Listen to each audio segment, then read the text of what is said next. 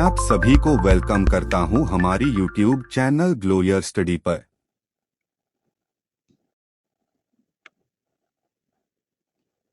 Good afternoon everyone, good afternoon. क्या हाल चाल है जी आप सभी? कैसे हैं जी आप सभी लोग? राधे, सभी का स्वागत है दोस्तों। मैं उम्मीद कर रहा हूँ आप एकदम बढ़िया है। कल की आपकी क्लास किसी वजह से नहीं हो पाई थी, मैंने शुरू करी थी बट चल नहीं पा रही थी। और आपको मेरा तरीका पता ही है कि जब पता लग जाए कि काम नहीं होगा तो आपका समय मैं खराब नहीं होने देता। मैंने हाथों हाथ जो क्लास कैंसिल कर दी थी, जिससे भले ही 2-4 मिनट जो है मेरा भी इधर मूड खराब रहा, आपका भी मूड खराब रहा, बट समय जो है नहीं खराब हुआ। ठीक है, शुरू करते हैं जी। कल आपकी दोनों में से कोई क्लास नहीं हुई थी। कल आपकी रात को क्लास हुई थी, लेकिन वो सिर्फ एक डाउट क्लियरिंग सेशन था। तो अगर आपने उसमें डाउट नहीं पूछा या आपका डाउट नहीं था तो आप उसे सिंपली इग्नोर कर सकते हैं। ठीक है, चलो शुरू करते हैं जी कहानी। आज का डाउट फीचर आपके पास है, आप मुझसे डाउट पूछे, अनअकैडमी से डाउट पूछो, आपके पास उसका सॉल्यूशन जो है जल्दी आ जाएगा। चलो, कबीर पहले से काफी बेहतर है, बिल्कुल ठीक है, वो अभी तो पार्क घूमने गया है वो। चलो शुरू करते हैं जी सेशन को। मैं उम्मीद कर रहा हूँ पूरे तरीके तैयार है। आज का जो सेशन है बहुत ही काम का सेशन है, मेहनत वाला सेशन है, मजदूरी वाला सेशन है। आपको मेहनत करनी पड़ेगी, मैं आपसे बहुत सारी मेहनत कराऊंगा। कॉपी पेन अगर नहीं है तो ले आओ, बिकॉज आज जो मैं आपको पढ़ाने वाला हूँ वो पेपर डायरेक्ट पूछता है। आप एसएससी का एग्जाम दें, आप रेलवे का एग्जाम दें, आप यूपीएससी दें, स्टेट लेवल दें, कोई सा भी ऐसा एग्जाम दें जिसके अंदर आपसे हिस्ट्री पूछी जाती है मॉडर्न, आपसे ईपीएफ हो गया, कोई सा भी नेम इट, एंड उस एग्जाम में ये सवाल पूछा जाएगा। ये जो सवाल है मैं आपको यहाँ पर गवर्नर जनरल्स और वाइसरॉयज के बारे में यहाँ पर पढ़ाने वाला हूँ। ठीक है, चलो शुरू करें दोस्तों।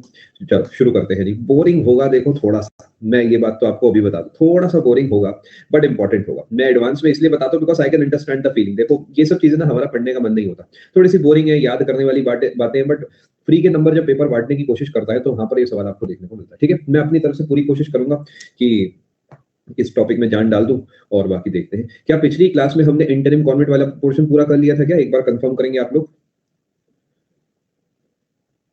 ठीक है, चलो मतलब पूरा हो गया था ना। देखो क्योंकि परसों क्लास थी तो मुझे एकदम ऐसे याद नहीं, अभी जो है मैं थोड़ा वॉरेन हेस्टिंग्स को दिमाग में लेके बैठा हूँ। हो गया था ना, चलो बहुत अच्छी बात है। आखिरी पॉइंट एक बार आप मुझे बताओ क्या लिखा है आपने, मैं एक बार देख लेता हूँ कि क्या मैंने सब पूरा कर दिया नहीं करा। कैबिनेट पूरा लिखवा दिया था, ठीक है, बहुत बढ़िया। चलो चलते हैं जी आगे। अभी के लिए मेरे पास 13 डाउट्स आ चुके हैं क्वेश्चन टैब में, मैं इसे बंद कर देता हूँ। इस बार हो सकता है कि मैं आपके संडे को क्लास लगाऊं, ऐसा अभी तक पूरे महीने में नहीं हुआ है, बट इस बार हो सकता है कि संडे को जो है आपकी क्लास लगेगी। ठीक है, मैं आपको थोड़ा सा प्लान बता देता हूँ। ठीक है ठीक है ठीक है, संडे को आपकी क्लास लगेगी और बदले में मैं काम, मैं देखो मैं अपना प्लान बताता हूँ। मेरा प्लान ये है कि 28 से आगे कहानी ना जाए।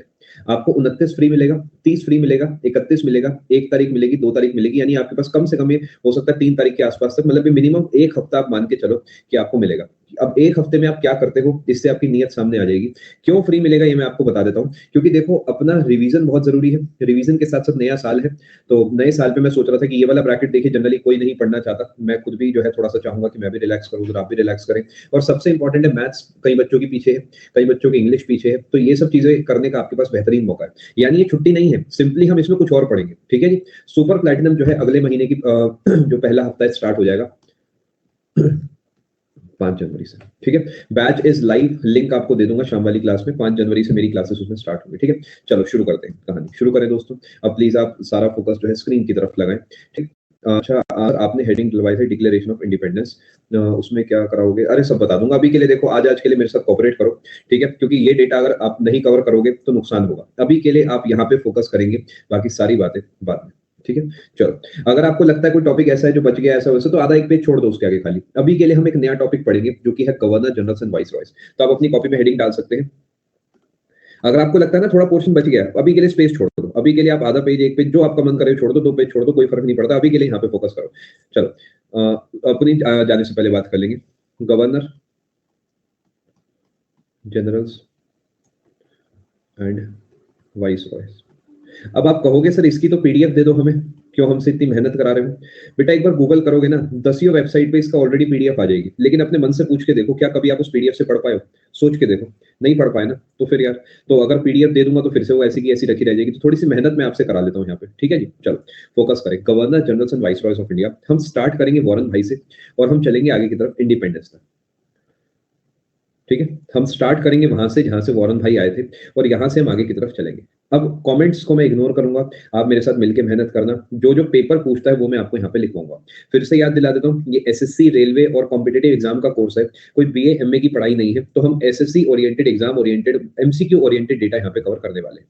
चलो जी, अब मैंने प्यार मोहब्बत से समझा दिया है, अब भी नहीं समझोगे तो फिर जानते ही हो आप क्या होगा। चलो देखिए, शुरुआत होती है वो होती है क्वीन एलिजाबेथ के चार्टर से। मैं हल्का सा भूमिका बांधने की कोशिश करूंगा।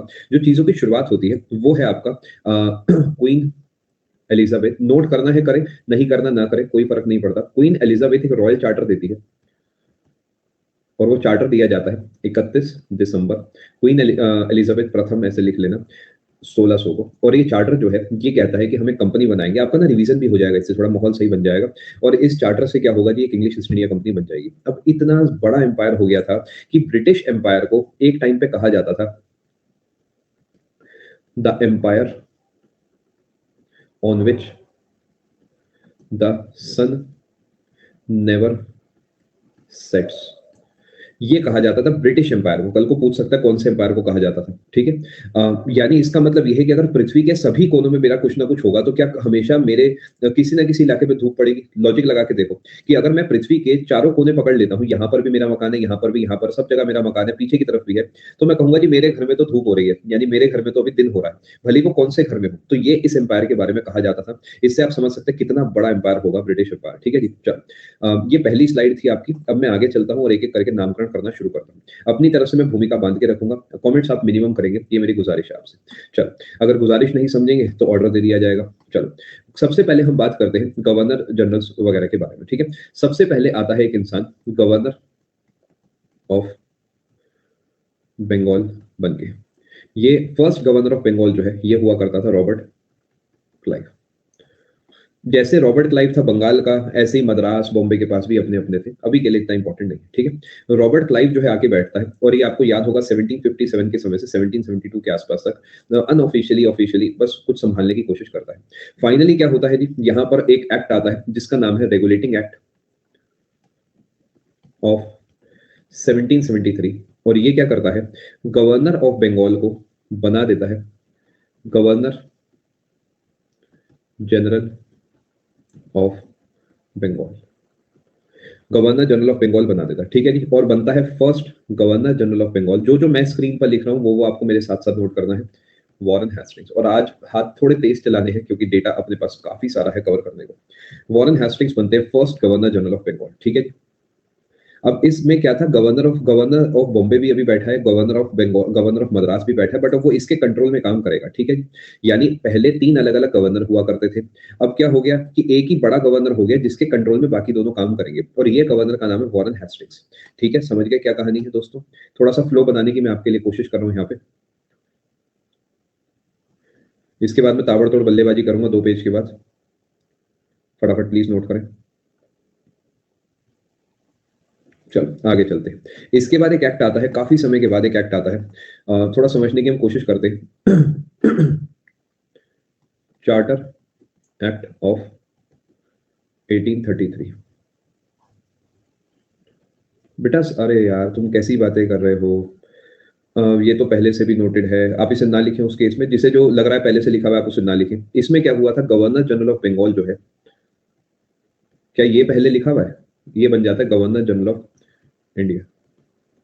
बंगाल से इंडिया बना है, बंगाल से इंडिया बना है, ठीक है, बहुत अच्छी बात है। और जो first governor general of India है ये बनता है कौन, जिसके पास नोटेड है बेटा वो मेरे से पहले पहले आंसर दें, जिससे कि उनका कॉन्फिडेंस बने। और जिनके पास नहीं लिखा गया है, जिन्हें नहीं पता, वो नोट करने पे फोकस करें, ठीक है। चार्टर एक्ट ऑफ 1833 आता है जिसके तहत first governor general of India बन जाते हैं विलियम बेंटिक। अगले पेज पे चलते हैं प्लीज, आज थोड़ी स्पीड मेंटेन करें,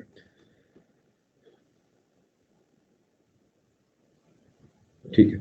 आगे चलते हैं जी। अब फाइनली एक एक्ट आता है गवर्नमेंट ऑफ इंडिया एक्ट 1858। ये क्या करता है जी, गवर्नर जनरल ऑफ इंडिया को बना देता है वाइसरॉय ऑफ इंडिया। और ये डायरेक्टली ब्रिटिशर्स अपॉइंट करते थे, ठीक है। और बने फर्स्ट वाइसरॉय। बहुत अच्छी बात है कि आपकी तारीफ है इसमें, ये चाहिए है, बहुत अच्छी बात है, ये अप्रोच बहुत जरूरी है। फर्स्ट वाइसरॉय ऑफ इंडिया जो है वो बनते हैं लॉर्ड कैनिंग। फटाफट नोट करें। अब यहां से मैं बल्लेबाजी करूंगा जी, पहले ही बता रहा हूं मैं आपको।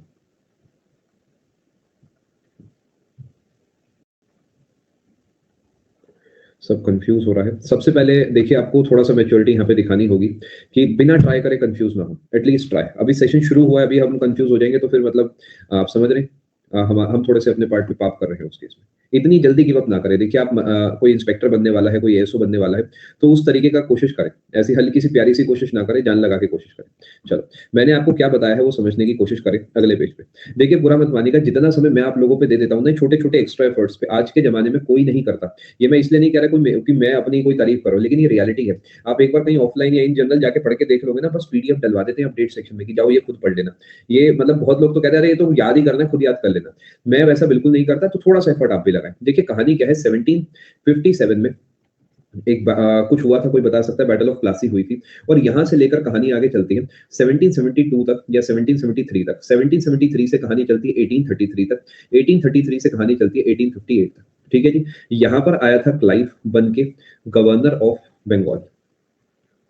यहाँ पर आया था गवर्नर जनरल ऑफ बंगाल बने वॉरेन हेस्टिंग्स। ये था चार्टर एक्ट, ये नहीं लिखता और इसे हटाते हैं मुद्दे की बात। गवर्नर जनरल ऑफ इंडिया जो है वो बना यहाँ पे विलियम बेंटिंग, और यहाँ पर आया वाइसरॉय ऑफ इंडिया। अब ये मुझे नहीं लगता किसी ने भी मतलब आपको इस तरीके टेबल के रूप में पढ़ाया होगा। हो सकता है पढ़ाया हो, कोई इसमें कोई बहुत बढ़िया बात नहीं है, कोई नई बात नहीं है, बट इससे पर्सपेक्टिव बहुत बढ़िया गेन होता है। और इसके बाद कहानी आगे चलेगी और यहाँ पर 1947 पे हम जो है आजाद हो जाएंगे। अब यहाँ से मैं जो भी आपको पढ़ाऊंगा वो बड़े काम की बात है सर। चार ही तो नाम है सर, ये जो तो करने ही है। इससे पहले कुछ भी नहीं था, इससे पहले तरुण ब्रिटिशर्स की इतनी पावर ही नहीं थी। अरे वाह, बहुत बढ़िया कोमल, बहुत बढ़िया। चले दोस्तों आगे। अब यहाँ से मैं आपको डिटेल में पढ़ाने वाला हूँ, ठीक है जी। चलो, अब आप शुरू करेंगे, अपनी कॉपी में हेडिंग डालेंगे गवर्नर। अब हेडिंग फेडिंग कुछ नहीं, अब सीधा नंबर 1 डालेंगे और लिखेंगे वॉरेन हेस्टिंग्स। 2 की बातें लिखवाऊंगा, ज्यादा डिटेलिंग नहीं होगी, सटीक बातें होंगी। फटाफट से आज मेरे साथ साथ गोली माफिक स्पीड बढ़ा के आप लिखेंगे।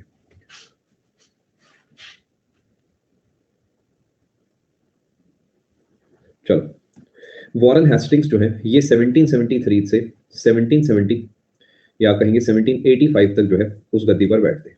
इनके टाइम पे क्या क्या होता है? सबसे पहले रेगुलेटिंग एक्ट ऑफ 1773 आता है। पिट्स इंडिया एक्ट ऑफ 1784 आता है। फर्स्ट मराठा वॉर इन 1775 से 82, treaty of Salbai 1, 2, 3, 4, second Mysore war in 84। मेहनत करें, थके नहीं इतनी जल्दी।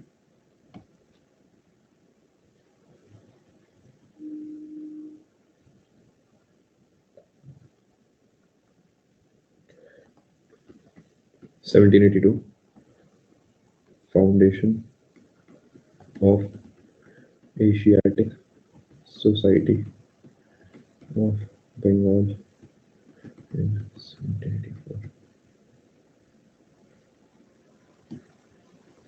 कोई बात नहीं बेटा, कोई बात नहीं। आचल, उस केस में आप सबसे पहली प्रायोरिटी पे मम्मी को रखें और सेकंड प्रायोरिटी पे आप चीजों को सुनते रहें और याद करने की कोशिश करें बिना नोट करें। जेके रोलिंग ने जो हैरी पॉटर लिखी थी वो भी इसी वजह से लिख पाई थी क्योंकि उसके पास पेन नहीं था, वो लिख नहीं सकती थी। तो आप उस अप्रोच को अपनाएं और क्या पता आपको ऐसे ही याद चले। मैं उम्मीद कर रहा हूं आपने पॉइंट्स लिख लिए होंगे, फटाफट नोट करें।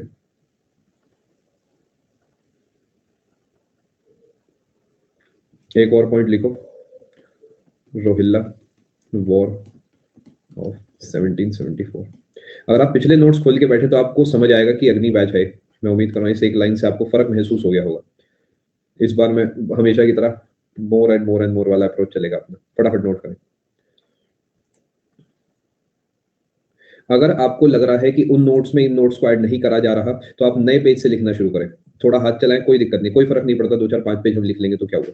अगर आपको लगता है कि सुपर प्लैटिनम जो हमारा पिछली बार था उसके और इसके सीक्वेंस मैच नहीं हो रहे, सिंपली इग्नोर इट और नए पेज से लिखना चालू करो। ठीक है, अब सवाल ये है कि सर क्या ये सब कुछ आप कवर कराओगे? जैसे कि आपने रेगुलेटिंग एक्ट लिखा है, कवर करा दिया, पिट्स इंडिया एक्ट कवर करा दिया, मराठा वॉर कवर होंगे। अब मतलब कहानी ये है कि इस जैसे रोहिल्ला वॉर हो सकता है ना कवर हो, यानी मैं यहाँ पर जो है ये ध्यान रखूंगा कि क्या पूछा जाता है। रोहिल्ला वॉर से सवाल मान लेते हैं पूछा जाता है कि किसके टाइम पे हुआ, तो वो तो कवर हो गया। कब हुआ? कवर हो गया। एशियाटिक सोसाइटी कब बनी? कवर हो गया। यानी अपनी तरफ से मैं जितना डेटा जरूरी है वो सब आपको पढ़ाऊंगा। जो मराठा वॉर है ये सब चीजें सब आपको कवर कराया जाएगा, ठीक है। यहाँ पर ये एक्सपेक्ट मत करना कि फर्स्ट मराठा वॉर के बारे में बताओ या फिर मुझे रोहिल्ला वॉर के बारे में बताओ, एशियाटिक सोसाइटी के फाउंडर बताओ, फिर तो पॉइंट ही खत्म हो जाएगा, है ना। थोड़ी सी मेहनत खुद करें, बाकी मैं अपनी तरफ से काफी कुछ डेटा भी आपको इस बैच में देने वाला हूँ, ठीक है जी। चलो जी, हाँ बिल्कुल होगा निकी। अभी हम आगे चलते हैं। चलो दूसरे नंबर पे आते हैं जी, यहाँ पर लॉर्ड कॉर्नवालिस।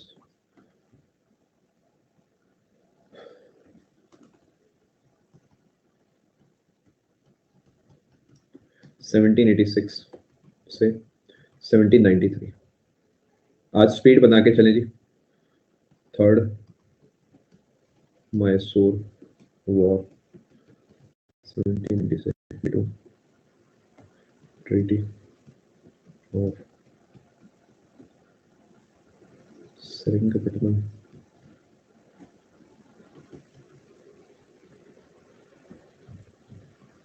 साहिल अभी डेटा नोट करने पे ध्यान दें।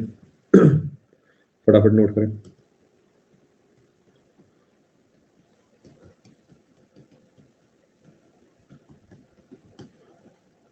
पेपर का सवाल है जी।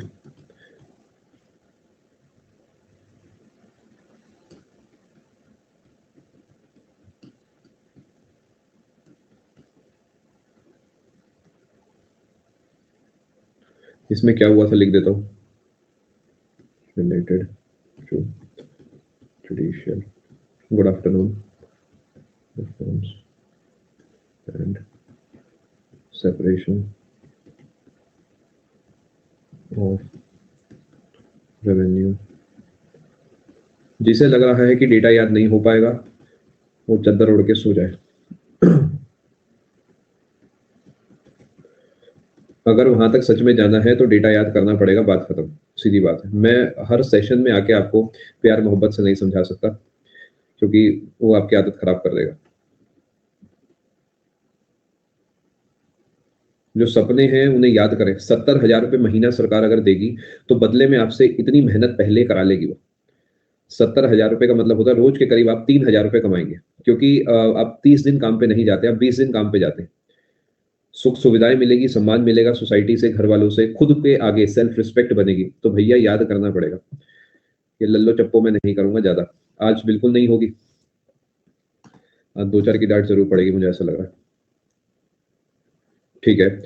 लॉर्ड कॉर्नवालिस जो है इनके पॉइंट ये देखिए, तो एक ही पॉइंट है, आप चाहे तो इन्हें एक साथ लिख सकते हैं। इसे मैं हटा देता हूँ, यहाँ पर एंड कर देता हूँ क्योंकि इसी के एंड में थे।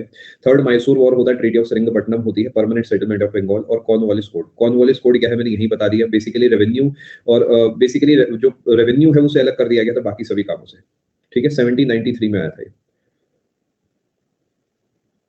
बहुत बढ़िया एंटी मैटर। उस केस में सुनने के साथ साथ कोशिश करो याद हो जाए, मतलब फटाफट से याद करो और अपने आप को बोला बिना स्क्रीन पे देखे, यानी मेक श्योर आप याद कर ले सब चीजें। चलें आगे।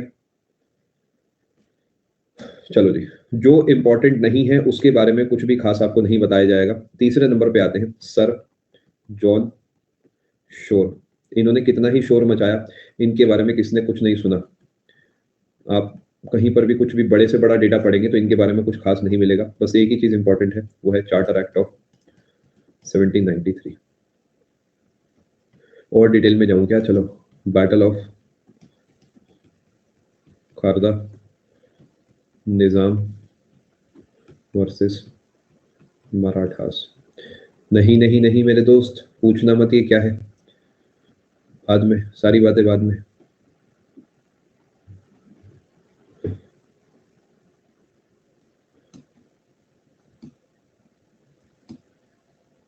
ठीक है, चलो आगे चलते हैं। जो लाल रंग से लिख रहा हूं चाहो तो उसे इग्नोर कर सकते हैं, ठीक है, लेकिन मैं अपनी तरफ से पढ़ा रहा हूं क्योंकि एसएससी का कोई भरोसा नहीं है। अपनी तरफ से मैं सब कवर कर रहा हूं, उसे आप एंड में याद कर लेना, ठीक है। तरुण देखो बेटा, जो भी बातें होंगी हमारी 1773 से 1823 के बीच, वो क्या सारे के सारे क्या रहेंगे? गवर्नर जनरल ऑफ बंगाल रहेंगे ना। अब ये मैंने इसलिए नोट कराया है ना, तो बेटा इसे ध्यान रखो। आगे चलते हैं। चौथे नंबर पे आते हैं हमारे वेलेस्ली भाई, लॉर्ड वेलेस्ली 1798 से 1805। स्लाइड प्लीज थोड़ा तेज लिखें, थोड़ा तेज।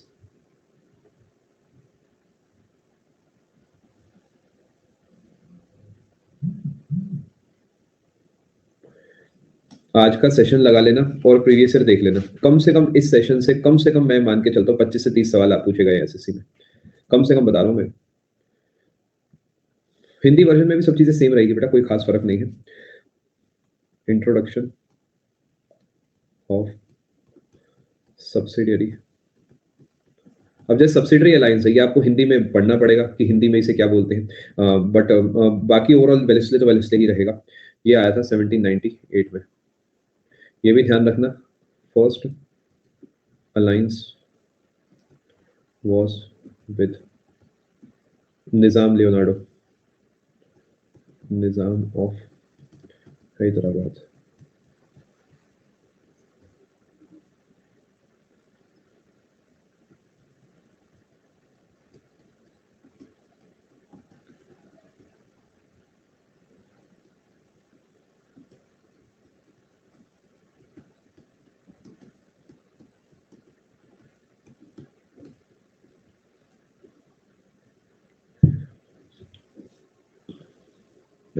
बिल्कुल रोहित।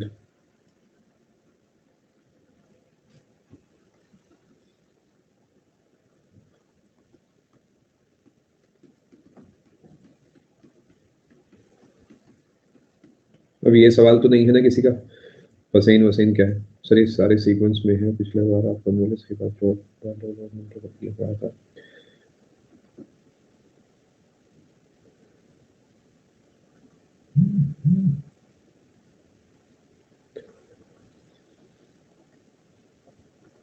एटीन 1802 में साइन हुई थी ट्रीटी ऑफ वर्साइल।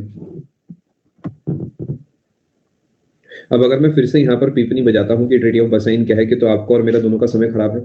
इतनी एक्सपेक्टेशन मेरी हो चुकी है आपको करीब 50 घंटे पढ़ा के, कि मैं उम्मीदें करने लगा हूँ कि बच्चों को ट्रीटी ऑफ वर्साइल पता होगी, है ना। तो प्लीज समझे इस बात को। Charter act 1793, battle of Kharda, Nizam versus Maratha 1795।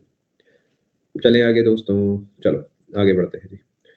4 number हमने पूरा कर लिया होगा, 5 नंबर की बात हम यहाँ पे कर लेते हैं जी। Sir George Barlow 1805 to 1807। सिर्फ एक बात, म्यूटिनी ऑफ वेल्लोर 1806। देखिए आपने सुना होगा, मैं आपको बता देता हूँ आपने सुना होगा कि रिवोल्ट ऑफ 1507 एक सिपाही म्यूटिनी थी, क्योंकि सिपाहियों ने उसमें विद्रोह करा था सरकार के खिलाफ।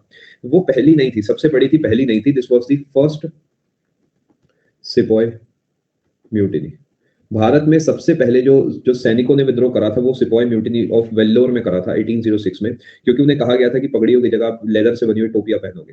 अभी के लिए यहाँ पे नहीं जाएंगे हम, अभी के लिए सिर्फ मुद्दे की बात को ध्यान रखेंगे। वेल्लोर बेटा तमिलनाडु में आपको देखने को मिलता है, चेन्नई के पास है, और वीआईटी नाम का एक कॉलेज भी है, अगर आपने शायद सुना हो। वो वेल्लोर इंस्टीट्यूट ऑफ टेक्नोलॉजी है। म्यूटिनी का मतलब होता है विद्रोह। जैसे सैनिक जो है, मान लेते हैं किसी के खिलाफ विद्रोह करते हैं तो हम उसे म्यूटिनी बोलते हैं, ठीक है। रिवोल्ट आप कह सकते हैं, बिल्कुल। चलिए आगे बेटा, प्लीज थोड़ी स्पीड बना के चले, ठीक है। मैं आपको थोड़ा सा पुश करूंगा, तो प्रेशर को झेल लेना।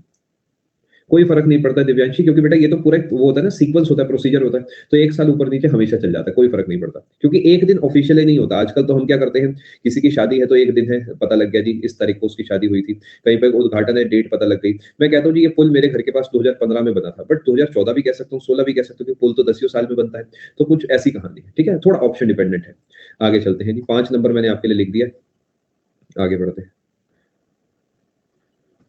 चले जी आगे, 6 नंबर, लॉर्ड मिंटो फ्रेश।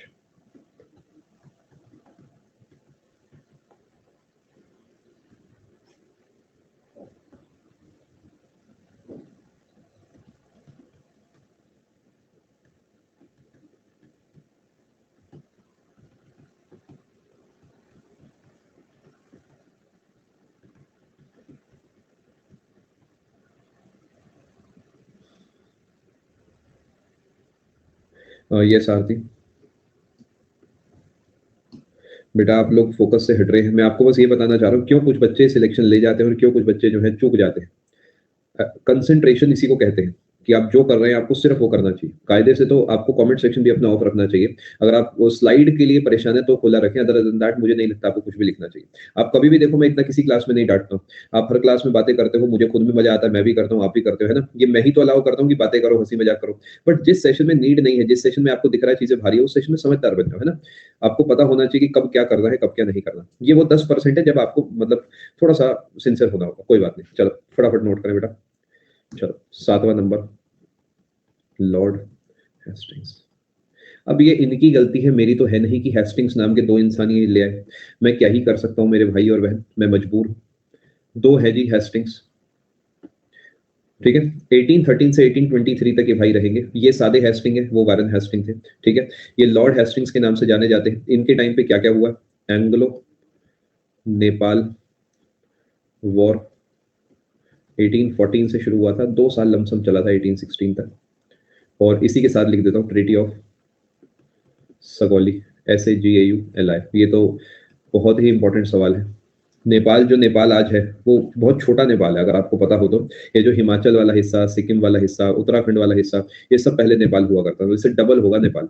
और ये अंग्रेजों ने जो है नेपाल को काट पीट के आधा कर दिया था। अपना तो फायदा ही है, कम से कम मैं नैनीताल मंसूरी घूमने जा पाता हूँ। फटाफट नोट करें। Third, Maratha war 1817 to 18।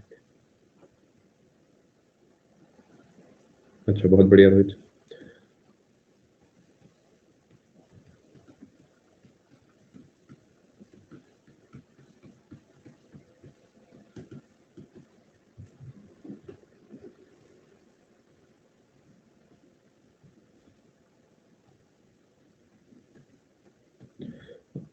Sorry sorry, creation हो गया। चलो नींद तो खुली कम से कम इनके establishment of ryotwari system 1820 by Thomas Munro, Governor of Madras। Sir जी, यही पूछता है पेपर। आप बैठ के कुछ भी पढ़े जाओ, फर्क नहीं पड़ता। यही पूछता है पेपर, रायतवाड़ी सिस्टम कब आया, किसके टाइम पे आया, कौन लाए, कौन था, बताओ। बॉम्बे प्रेसिडेंसी कब बनी, थर्ड कब हुआ, ट्रीटी ऑफ सगौली किसके बीच में है, कब हुई, यही सब सवाल है। आप बैठ के कितना ही पढ़ते रहो मॉडर्न हिस्ट्री को, इधर उधर की चीजें, पेपर मैक्सिमम सवाल यहीं से पूछेगा। चिंता ना करें रॉय।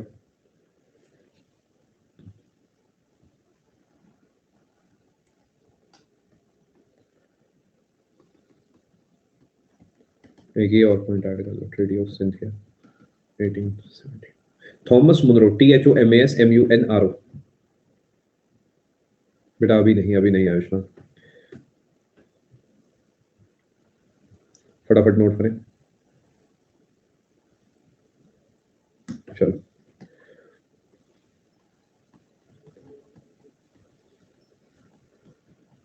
बहुत डेटा है जी आज लिखने को। लाल से लिखा है तो एंड में पढ़ के जा सकते हैं।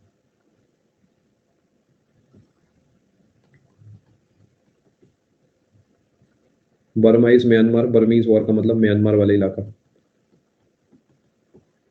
स्लाइड अभी दिखा देता हूँ। एक ही बात इंपॉर्टेंट है।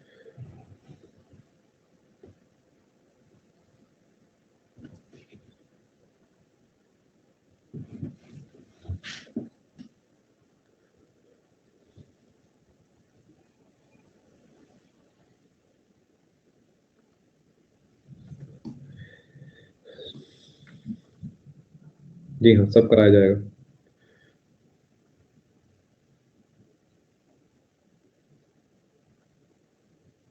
चलो,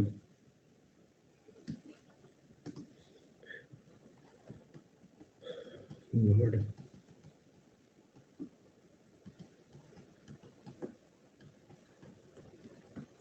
नहीं, 1824 टू 1826।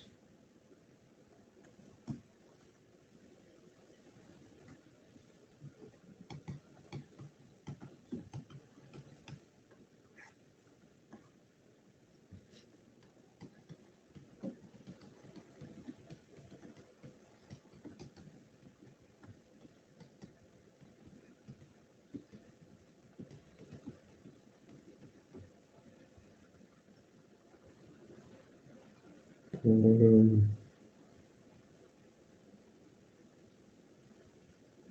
और चीज, ये शायद आपने कभी नहीं सुना।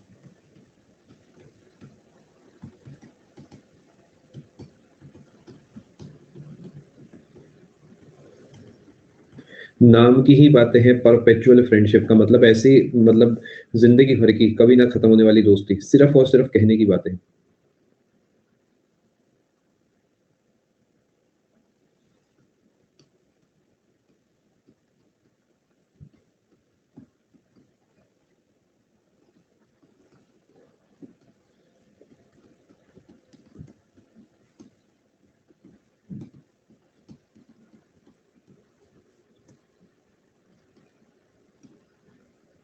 Evolution of sati, charter act, treaty of perpetual friendship with Ranjit Singh ji, और एजुकेशनल रिफॉर्म्स और introduction of English as the official language.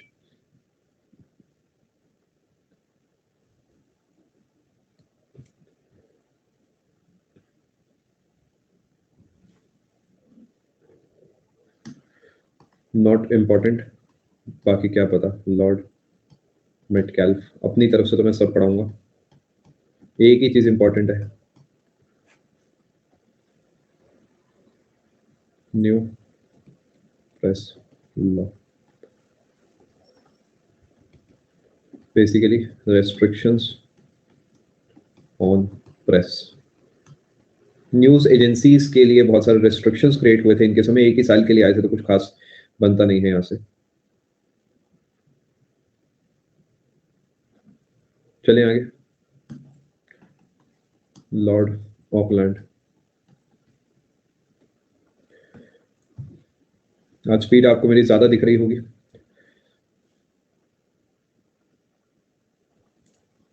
चलो,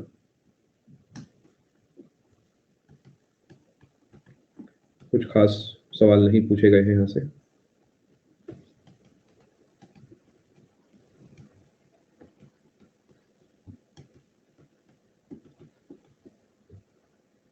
बहुत बढ़िया।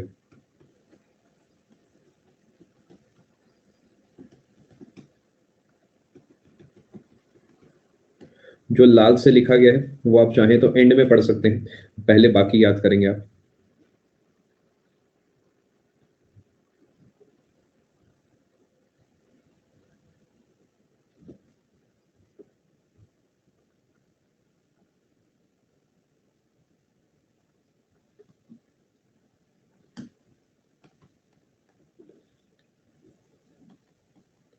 जिन्हें लग रहा है कि मैं कम पढ़ा रहा हूँ इस पॉइंट पे, अगर ऐसा लग रहा है तो इसे पढ़ लेना।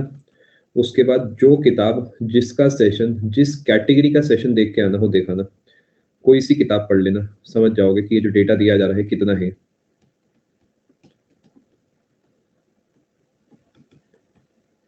सिंध का एनेक्सेशन, सिंध इन्होंने अपने कब्जे में ले लिया था।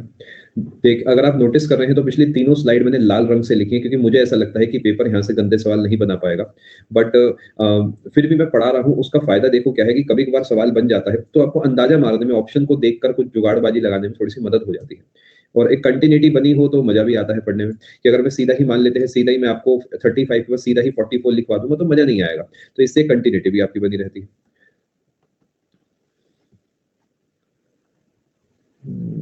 ये पढ़ सकते हैं वैसे, लॉर्ड हार्डिंग।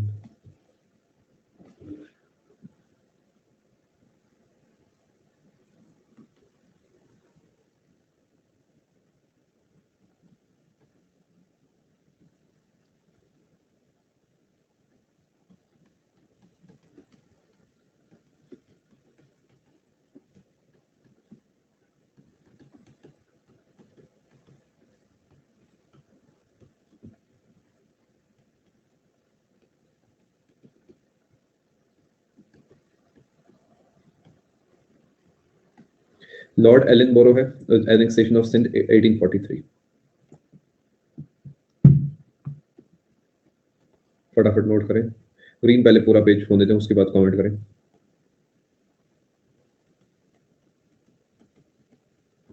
एंग्लो मतलब अंग्रेज, आंगल, यानी अंग्रेजों से अगर मैं युद्ध करूंगा तो आंगल युद्ध कहलाएगा, यानी अंग्रेज जब मुझसे युद्ध करेंगे तो।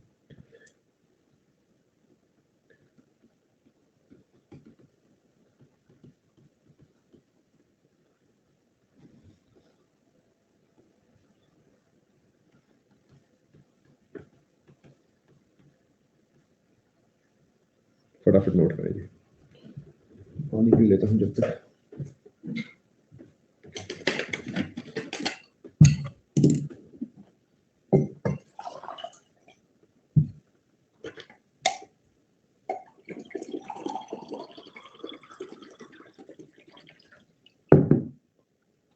Evolution of female infanticide. देखिए आपको पता होगा कि जन्म से पहले अगर कोई चेक कराता है कि जो बच्चा है वो मेल है या फीमेल है और फिर उसकी हत्या कर देता है तो कानूनन अपराध है, डॉक्टर तक को जेल हो जाती है उसमें। तो पहले के जमाने में इतना ज्यादा स्ट्रिक्टनेस नहीं थी, इतना इस बारे में कभी कोई जिक्र नहीं होता था। तो हार्डिंग के समय पहली बार जो है जो फीमेल आप कहेंगे जेंडर है या फीमेल्स है उनकी जब हत्या करी जाती थी तो उसके खिलाफ सजा जो है सुनाई जाती थी कि आपने जेंडर की वजह से जो है ऐसा करा है तो आपको सजा होगी। ठीक है जी।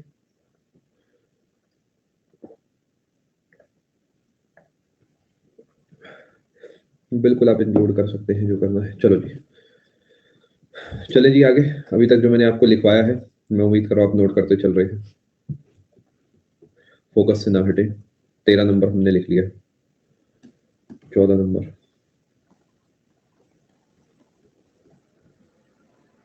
नाम के लिए था तेनाली सिर्फ।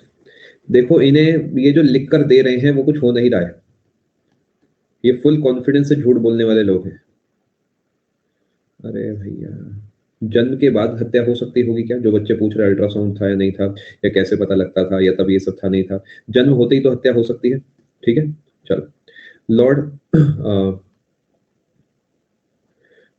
डलहौजी की बात कर लेते हैं थोड़ी सी। Second Anglo Sikh war 1848 to 1849 and treaty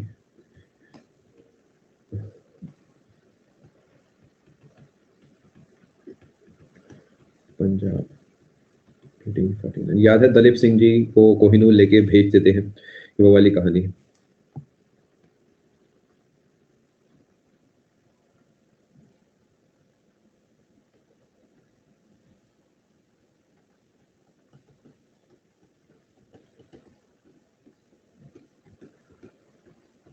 Burma का निचला हिस्सा पेगू के नाम से जाना जाता है, शायद आपने सुना होगा।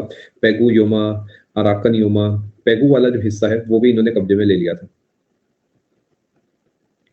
CHSL का सवाल, डॉक्ट्राइन ऑफ लैप्स किसने इंट्रोड्यूस करा था? अभी नहीं हुई है कोहिनूर की कहानी, फटाफट नोट करें जी।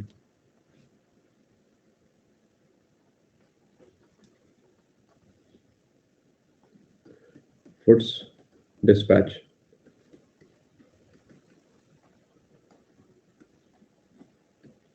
1854।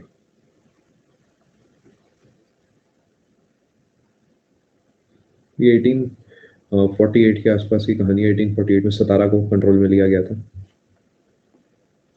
एजुकेशनल रिफॉर्म्स, यही पेपर का सवाल है जी आपके।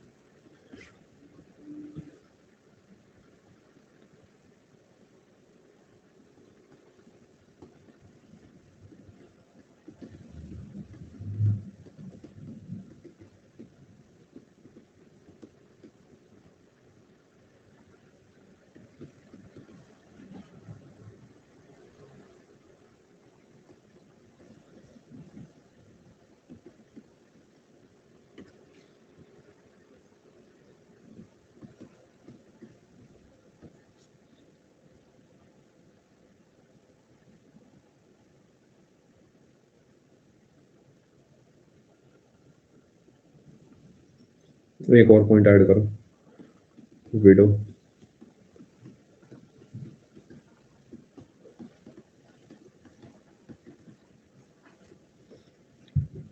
जिसमें ज्यादा काम का है उसमें ज्यादा लिखवाया जा रहा है। एग्जाम के कौन से एग्जाम के लिए रोहित?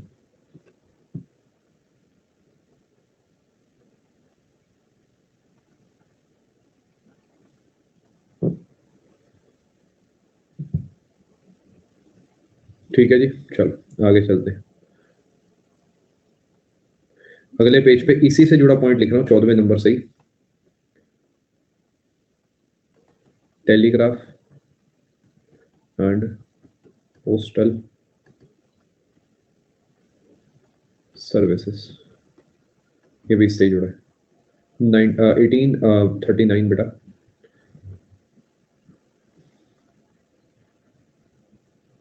बेटा ये एजुकेशनल रिफॉर्म, दो चीजें हो सकती हैं योगेश सेम चीज से जुड़ा।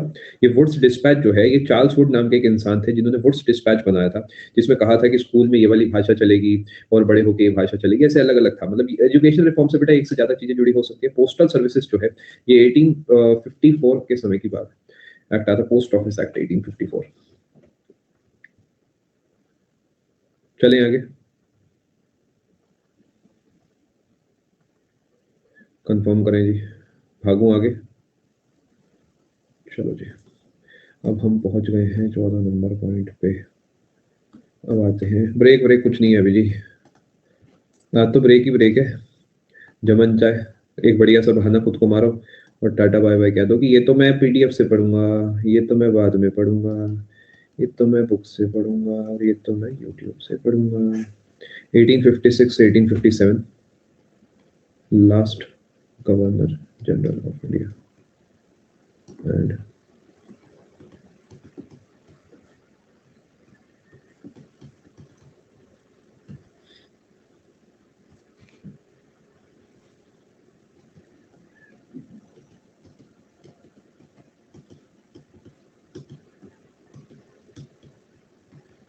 इसे आप पूरा लिख सकते हो। समझ गए जी क्या लिखा मैंने? इससे और बढ़िया पर्सपेक्टिव बन जाएगा।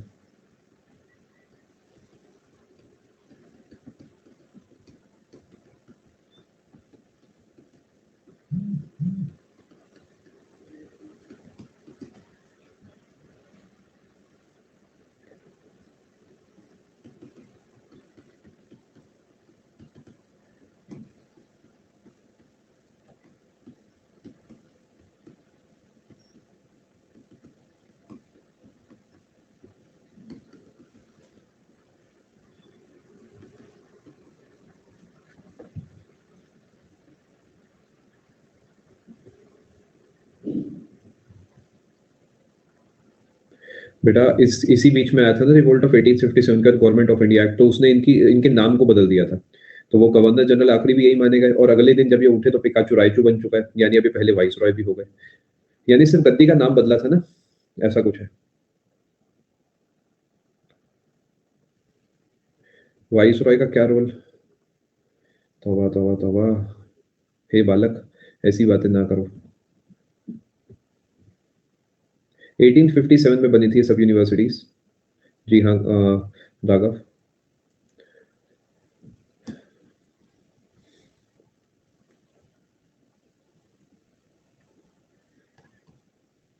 उसी का हिस्सा ही है।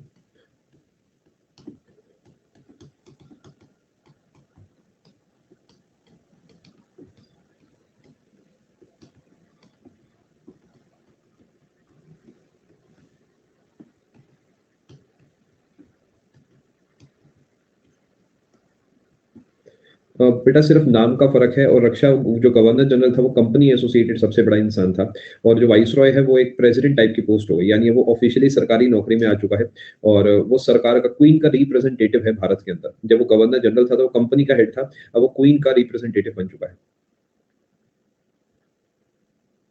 ठीक है जी। व्हाइट म्यूटिनी हुई थी जो यूरोपियन ट्रूप्स ने ही करी थी 1859 में। अभी के लिए इतना ही।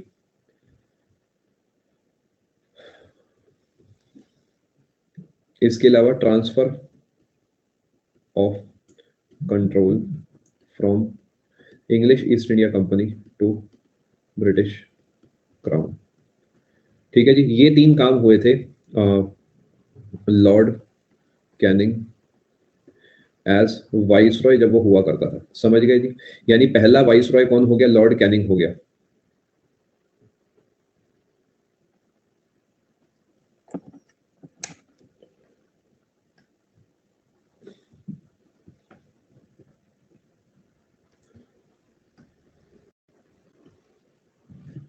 ब्रेक चाहिए आपको?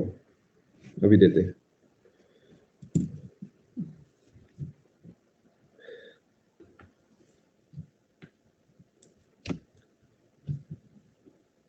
देखिए आपके साथ के लोग आपके साथ नहीं है बेटा, देखो क्या कर सकते हैं?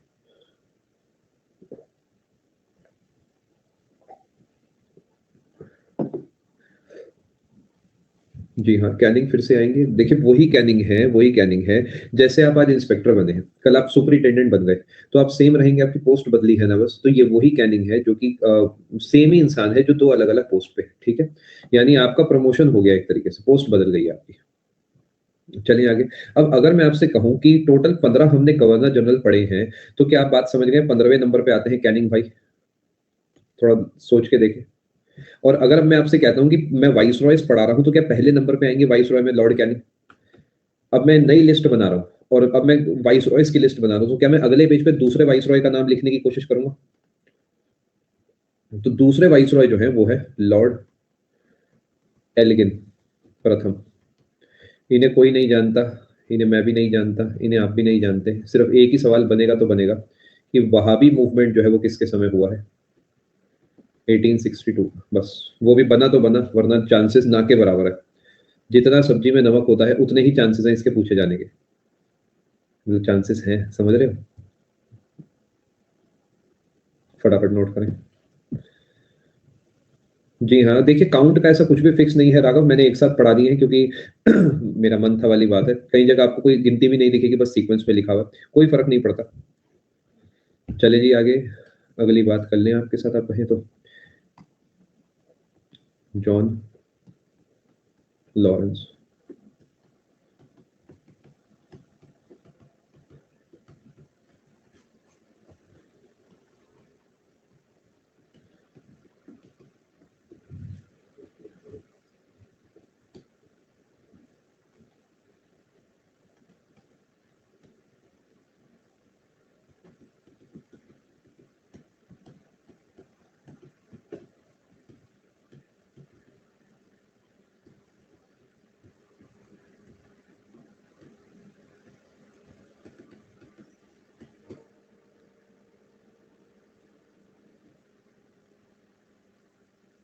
एक बार बेटा रिशिता, एक बार के बाद वाला आप लिखिए, आपने क्या लिखा है?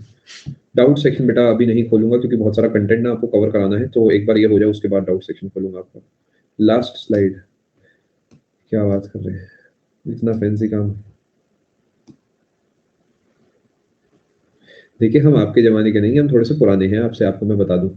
तो हम ज़रा ये समझते नहीं हैं जीपीयू क्या होता है और ये सब चीज़ें। पहले मुझे लगता था गब्बू कौन है यार? ये गब्बू, फिर बाद में किसी ने मुझे बताया गॉड ब्लेस यू। गॉड भी ऐसे ही छोटे में ही ब्लेस करेगा बेटा, पूरा नहीं लिखोगे तो। चलें आगे? चलो, आगे चलें दोस्तों। दोनों स्लाइड्स मैंने आपको दिखा दी हैं। God blast you. अच्छा,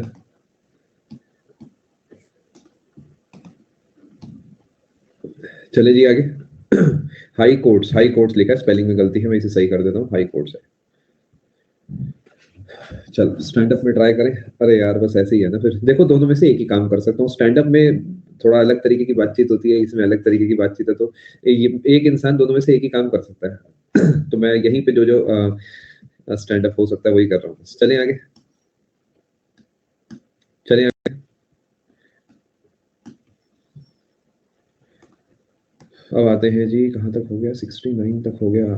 म्योनी स्लाइड है, Lord Maya. 1869 to 1872 establishment of college। बाद में मत कहना स्लाइड, माया कॉलेज।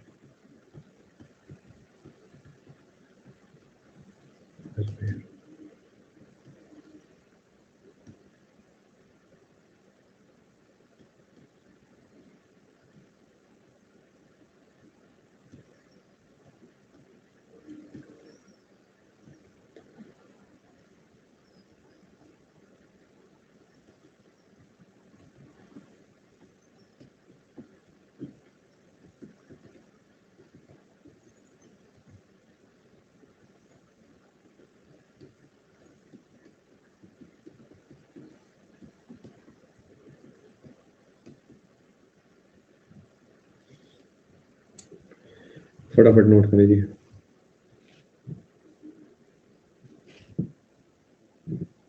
बेटा बिल्कुल गुजरात में ही है ना, राजकोट भी गुजरात में, काठियावाड़ भी वही वाला इलाका पड़ता है, तो वही हो गया ना, मतलब वो सिटी का नाम हो गया, वो प्लेस हो गया।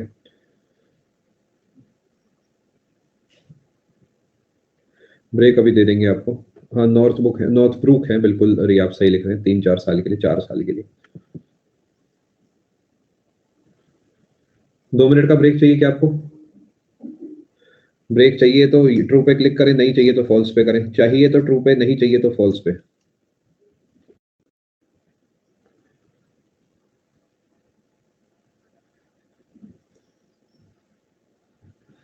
देख लो तुम्हारे दोस्त कौन है, दुश्मन कौन है, देख लो जी। चलो चलिए आगे। मैंने आपको बताया है लॉर्ड मायो जो है 1869 से 1872 तक आएंगे और इनकी डेथ हो जाएगी जब ये सेल्यूलर जेल जाएंगे, वहां पर इन्हें शेर अफगान जो है मार गिराएगा। बहुत मेयोनीज मांग रहे थे, आगे चलते। चलो जी, अब क्या मैं उम्मीद करूँ आप इधर फोकस करेंगे। मायो के बाद है, ये इंपॉर्टेंट नहीं है कुछ, 5वें नंबर पे है नॉर्थ ब्रूक।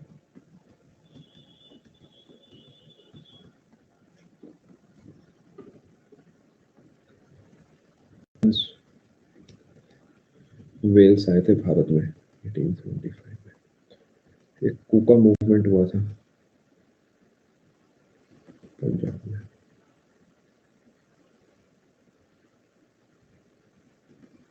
ठीक है, लिखवा देता हूँ मैं अभी, शेर अफगान वाला पॉइंट लिखवा देता हूँ।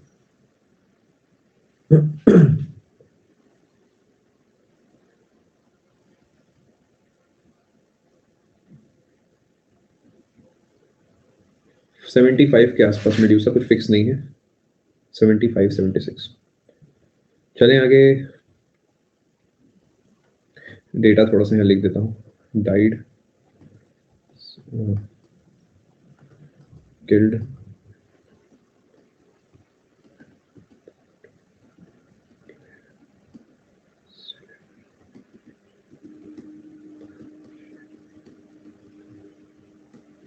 वहाँ दौरे पे गए थे और इन्हें मार गिराया था। स्टेट रेलवे मतलब आप कहेंगे अलग अलग जो प्रोविंसेस है उनमें अब रेलवे स्टार्ट हो रहे हैं, मतलब एक्सपेंशन ऑफ रेलवे कह सकते होगी। ठीक है जी।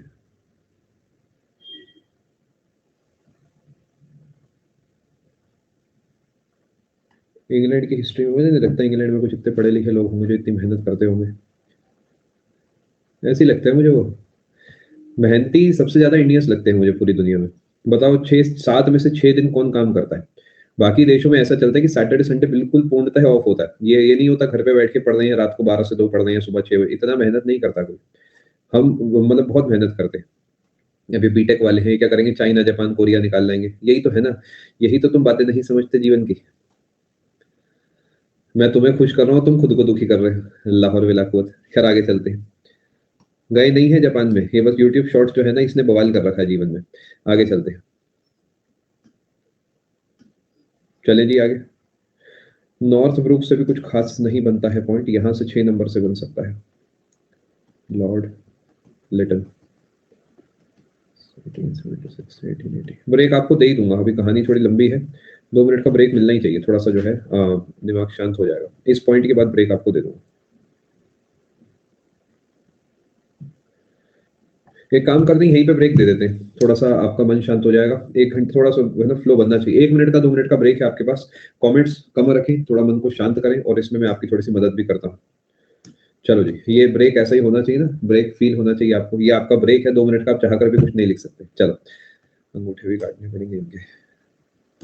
चलो, ये ब्रेक है आपका, ठीक है। सोचो ऐसे में सेशन जो है अटक जाए और मैं वापसी ना आ पाऊँ आपका सेशन दे, तो क्या महसूस होगा आपको? नहीं, ऊपर वाला ऐसा ना करे, ऐसा हो। चलिए मिलते हैं आपसे 2 मिनट के बाद।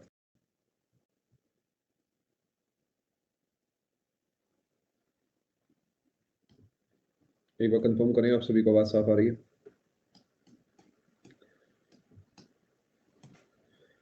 चलो जी। चलें जी आगे। मैं उम्मीद कर रहा हूँ थोड़ा आपका मन जो है शांत हुआ होगा।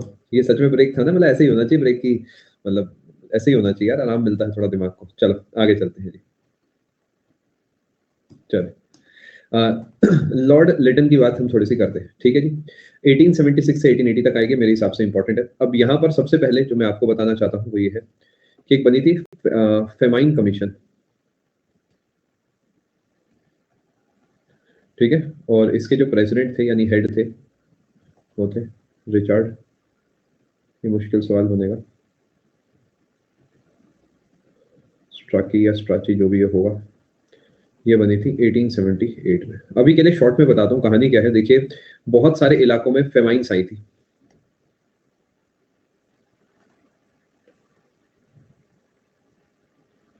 आई मद्रास में।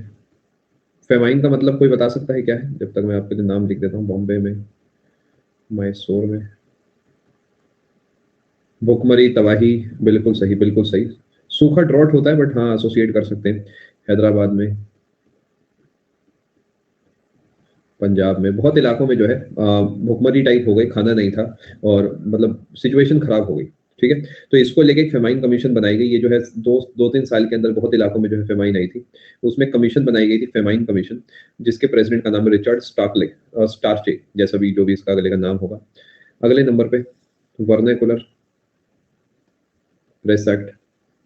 कोई सा भी पेपर दे दो जी, बड़े से बड़ा, डायरेक्ट इंटरव्यू तक में पूछा जाता है, यूपीएससी के डायरेक्ट सवाल बनता है। Arms act 1878। Queen Victoria assumed the title of Kesar A Hind, empress of India. देख लो जी क्या हो रहा है, क्वीन एम्प्रेस ऑफ इंडिया, फटाफट नोट करें। एक पॉइंट और ऐड कर सकते हो इसी में, सेकंड अफगान वॉर 1878 से 80 तक चला था।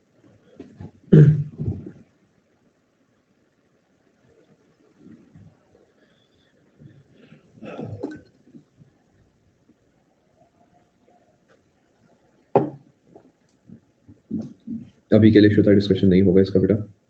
चलो आगे चलते हैं जी। लिटन के बाद आए थे लॉर्ड डफरिन। डफी बोलो, डफरिन बोलो, डपली वाला बोलो, मुझे कोई फर्क नहीं पड़ता, बस हल्का सा ध्यान रखना है कि रिपन के बाद आए थे।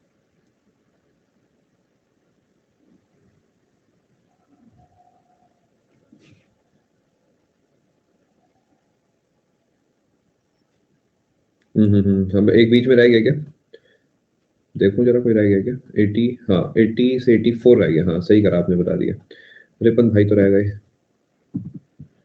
तो कोई गड़बड़ हुई है क्या? कैसे करा जाए इसको? यहीं पे चेंज कर देते हैं इसी में।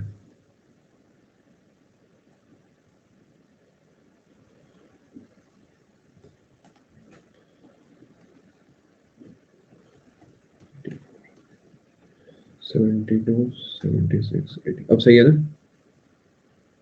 नहीं नहीं, सीक्वेंस में चलेगा बेटा, रिश्ता बिल्कुल क्रोनोलॉजी में चल रहा है। Repeal of vernacular press act, यानी आया है उसके टाइम, गया है इसके टाइम। आया है जी पहले, गया है जी बाद। आया है हमारा ये 78 में और गया है हमारा 82 में, ये ध्यान रखना। फर्स्ट फैक्ट्री एक्ट, लेबर के हालात क्या हैं उसे सुधारने के लिए ये पहला वो जो है, ये पहला आप कहेंगे एक्ट है जो आया था, जिससे कि लेबर कंडीशन जो है सुधर जाए। अगर आप कभी ईपीएफओ में लेबर लॉज वाला टॉपिक पढ़ते हैं तो वहां पर आपने हो सकता है पढ़ा हो, जैसे रुपेश बता रहे हैं एनटीपीसी में पूछा गया, तो मतलब सवाल बहुत पूछे जाते हैं यहाँ से। इसके बाद एल्बर्ट बिल जो है वो आया था 1883 में, ध्यान रखेंगे 84 जो भी आपको दिखे ये पता होना चाहिए। और इसके बाद अपॉइंटमेंट ऑफ एजुकेशनल कमीशन, इसे ऐसे लिखो। आखिरी पॉइंट अगर नहीं लिखा तो मैं इसे रिफ्रेम करता हूँ बढ़िया तरीके। हंटर कमीशन अरे भैया क्या करूं, लिख दिया था, लिख के काट दिया था। क्या बच्चे हैं यार, बिल्कुल ही 5वीं क्लास के बच्चे हैं।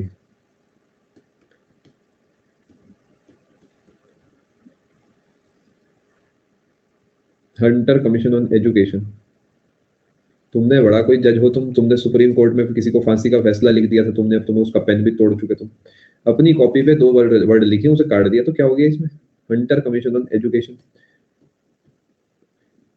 1882। और इसके जो चेयरपर्सन थे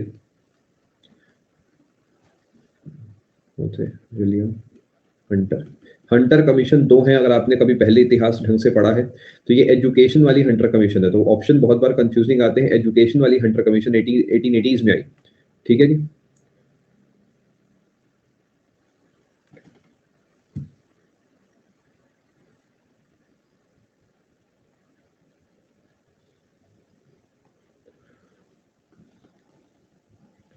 government resolution on local self government. देखिए, लोकल सेल्फ गवर्नमेंट को पहली बार जो सम्मान मिला था वो मिला था 1880s में, 1882 में टू बी स्पेसिफिक, और ये रिपन के समय मिला था। इसी वजह से ये जो है लोकल सेल्फ गवर्नमेंट का जनक माना जाता है, लॉर्ड रिपन।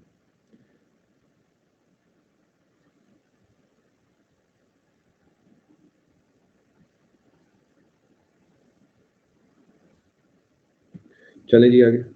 पंचायत टाइप बिल्कुल। चले जी, लिख के काट के लिख लिया हो तो। Point number 8, Lord Dufferin. ये भी तुमने लिख के ही काटा होगा, दोबारा लिख लो जरा इसे।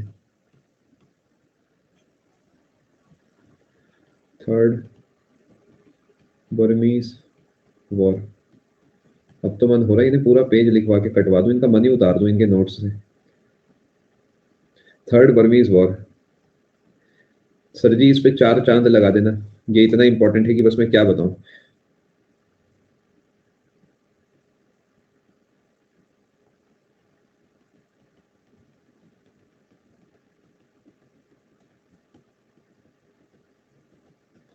बहुत ही इंपॉर्टेंट है।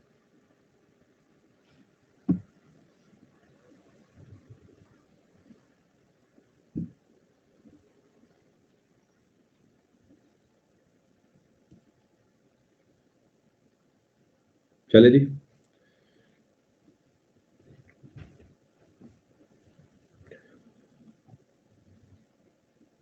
बहुत बढ़िया।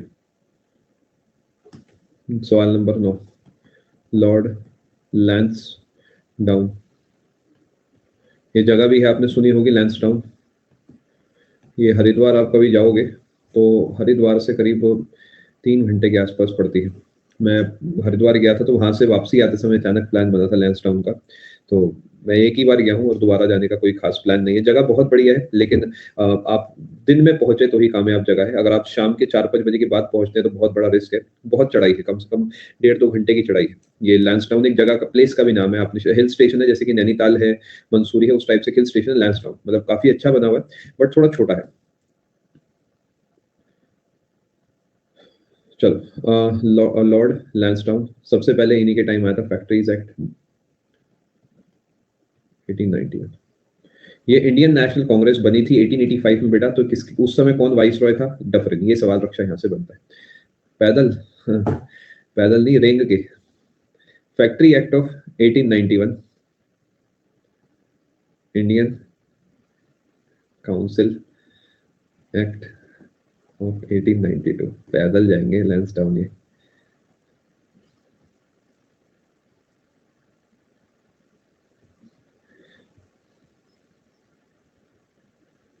Setting up of Durand commission. Sir Durand line. धन्यवाद लियोनार्डो, आपका बहुत बहुत शुक्रिया। आप ना बताते तो क्या पता मुझे ये पता ना लगता। To define the Durand line between India and Pakistan. आज देखो मैं कितने प्यार से पढ़ा रहा हूँ आपको। Border between Pakistan and Afghanistan. देखिए टॉपिक ना बहुत भारी है, बस इस वजह से थोड़ा सा मैं सीरियस होके पढ़ा रहा हूँ आज। और सम पार्ट जो है इंडिया एंड अफगानिस्तान, ये पेपर का सवाल था जी। और करेक्ट आंसर है पाकिस्तान। पाकिस्तान को लेके कंफ्यूज है कुछ बच्चे। ड्यूरैंड लाइन पाकिस्तान अफगानिस्तान का बॉर्डर है, जिसका कुछ हिस्सा भारत और अफगानिस्तान का बॉर्डर है। देखिए जो भारत अफगानिस्तान का हिस्सा है थोड़ा सा, वो ऊपर की तरफ है, और बाकी जो पूरी लाइन है ये पाकिस्तान और खैबर पास वाला ही तो बॉर्डर है। ठीक है जी। रेड क्लिफ लाइन तो पाकिस्तान इंडिया वाला बॉर्डर है ना बेटा, तब पाकिस्तान नहीं था, आप सही कह रहे हो। ऐसे लिख देता हूँ एट प्रेजेंट, ये तो ठीक है। उस समय इंडिया अफगानिस्तान का था। ऐसे लिख लो चलो। अच्छा यहाँ पे गलती लिखी है ना, हाँ हाँ सही कह रहे हो, सही कह रहे हो, सही कह रहे हो। मुझे लगा अंदर कह रहे हो, बिल्कुल सही। मैंने लिखते समय गलती करी, सही कहा आपने, सही करा, करेक्ट करा दिया। Setting about Durand commission 1893 to define the Durand line between India and Afghanistan. आज ये बॉर्डर है पाकिस्तान अफगानिस्तान का, जिसका कुछ हिस्सा इंडिया अफगानिस्तान का बॉर्डर है। मैंने डिटेल में लिख दिया है पॉइंट, क्योंकि थोड़ा सा इंपॉर्टेंट है। ठीक है। एक बच्चा लिख रहा था आज घर वालों से लड़ाई हुई है क्या? अरे नहीं यार, क्या बात कर रहे हैं।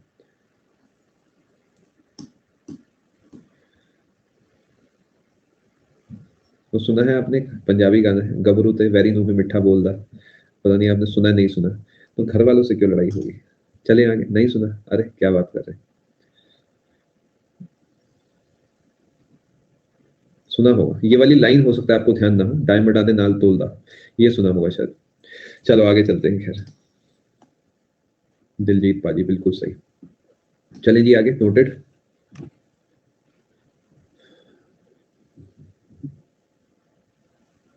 चलो आगे चलते हैं। 10वें नंबर पे जो है, ये किसी खास काम के नहीं है। ये है एलिगिन द्वितीय, 94 से 1899। इन्होंने कुछ खास हुआ नहीं था इनके टाइम, बुरा मानने की कोई बात नहीं है। आगे बढ़ते हैं, चलें जी आगे। शुभम डाउट सेक्शन एंड में खोला जाएगा, क्योंकि थोड़ा सा आज कंटेंट ज्यादा है बेटा, तो ये एक बार कवर करके अगर मौका मिला तो डाउट सेक्शन आपके लिए खोल दूंगा मैं, वरना अगली क्लास में आप भेज देना। इस कोर्स का शायद पहला सेशन है जिसमें डाउट सेक्शन बंद है, तो आप ही के लिए करा गया। चलें आगे, कितने हैं जी? पता नहीं कितने हैं, एक दो और हैं बस। लॉर्ड करसन, डफरिन हो गया, लैंडस्टोन हो गया, 88 से 94, 94 से 99, 99 से 1900। स्लाइड।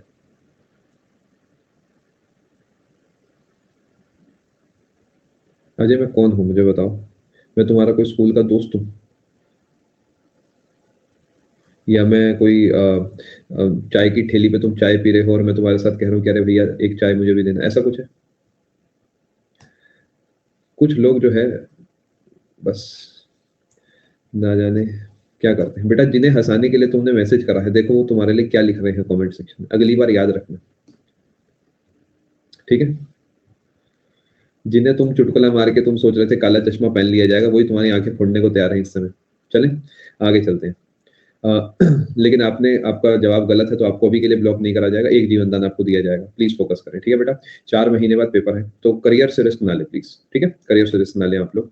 लॉर्ड कर, सबसे पहले इसे डिटेल में पढ़ेंगे क्योंकि मेरे हिसाब से इंपॉर्टेंट है। Appointment of police commission 1902 under. ये मुश्किल सवाल बनता है जी। एसएससी की सबसे गंदी शिफ्ट जो आएगी, या फिर पीसीएस टाइप के जो पेपर होंगे, वहां पर ये सवाल पूछा जाएगा। और ये आगे अगर आपके पेपर में और आपने इसे टिक कर दिया तो विश्वास मानो मेरा, नॉर्मलाइजेशन कहेगा अरे बेटा 2 नंबर नहीं, 2000 ले जा मुझसे। ये बातें कहने की हैं बस, लेकिन शॉर्ट में समझाना चाह रहा हूँ कि बहुत फायदा होगा आपको। ये कुछ नहीं हुआ था प्रशांत, बस एक 2 ब्रिटिश ऑफिशियल्स की हत्या हुई थी, कुछ खास इंपॉर्टेंट है नहीं, 1897 में हुई थी, मतलब पेपर नहीं पूछता। आगे चलते हैं जी। Indian university act 1904।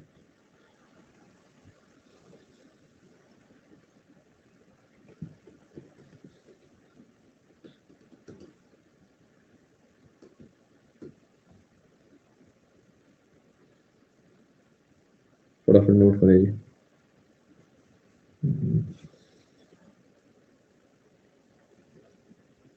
ANDREWFRAZER,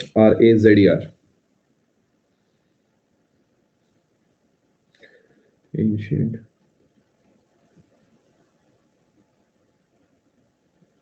monuments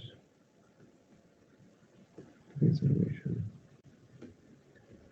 ऐसा लगता है 1905 नहीं 2005 है, 1904 नहीं 2004 है, मतलब 100 साल में, मतलब जैसा इनके केस में ड्रामेटिक चेंज आ रहा है हर 50-100 साल में, हमारे केस में कुछ खास ऐसा चेंज आ नहीं पा रहा। आप अगर नोटिस कर पा रहे हो तो हम पुराने एक्ट्स में ही अटके हुए हैं। बहुत सारे एक्ट्स तो हमारे ऐसे जो न जाने कब से ही चल रहे हैं।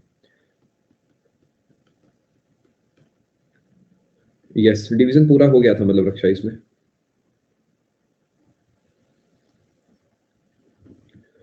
देखो, एक पुलिस कमीशन बनाई गई थी और वो इसलिए बनाई गई थी जिससे कि जो पुलिस काम करती है, पुलिस एडमिनिस्ट्रेशन जो होता है, रक्षा फॉर किसका डाउट है रवि आपका? जैसे पुलिस का जो आपका एक हायरार्की होती है, किस पे क्या पावर है, क्या पूरी ये जो कहानी है उस जमाने की, उसके लिए एक पुलिस कमीशन बनाई गई थी जिसके हेड थे सर एंड्रयू फ्रेजर। चले जी आगे। नहीं बेटा नहीं, सुजित सोचो एक बार, 1905 या 1906? बिल्कुल नमक, इसको लेके मुझे एंड में ही कभी डिस्कस करना हो। काफी बच्चे सवाल पूछते हैं, एक बार मैंने क्लियर भी करा था, ऋषि का भी यही सवाल था। कई बार ये सवाल आ चुका है, इसे हम थोड़ा समय दें, एक बार इस पोर्शन को निपटा के फिर हम वहां तक चलते हैं। अगर मौका मिला तो इसी क्लास में, वरना नमक अगले सेशन में।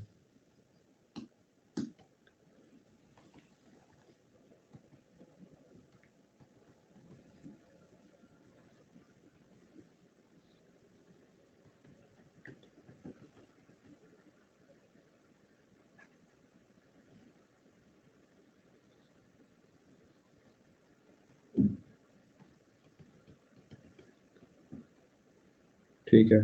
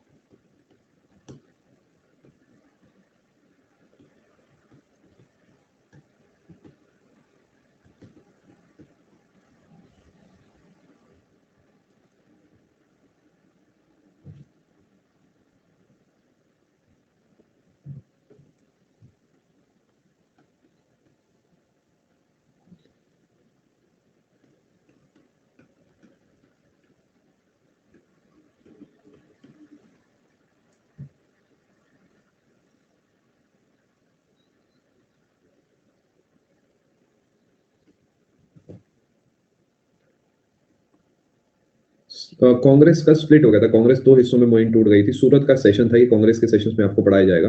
और कांग्रेस दो हिस्सों में टूट गई थी और इनमें आपस में मतभेद हो गया था। बाद में फिर से एक हो जाएंगे, वो कब कहाँ होंगे वो आपको आगे चल के बताया जाएगा। चलिए आगे दोस्तों। जी इन्हीं के नाम पे है रूपा, लॉर्ड हार्डिंग।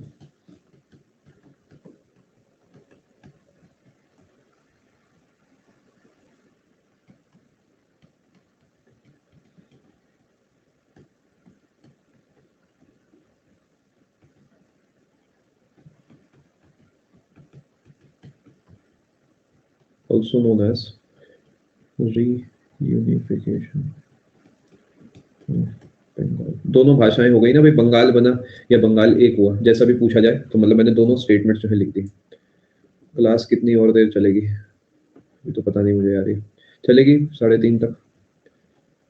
रीयूनिफिकेशन मतलब रीयूनाइट हो गया। देखिए बंगाल एक था ना पहले रवि, फिर उसके दो हिस्से हो गए, फिर उसे फिर से एक कर दिया, यानी पार्टीशन ऑफ बंगाल जो 1905 में हुआ था, वो 1911 में एक तरीके से हटके फिर से एक हो गया।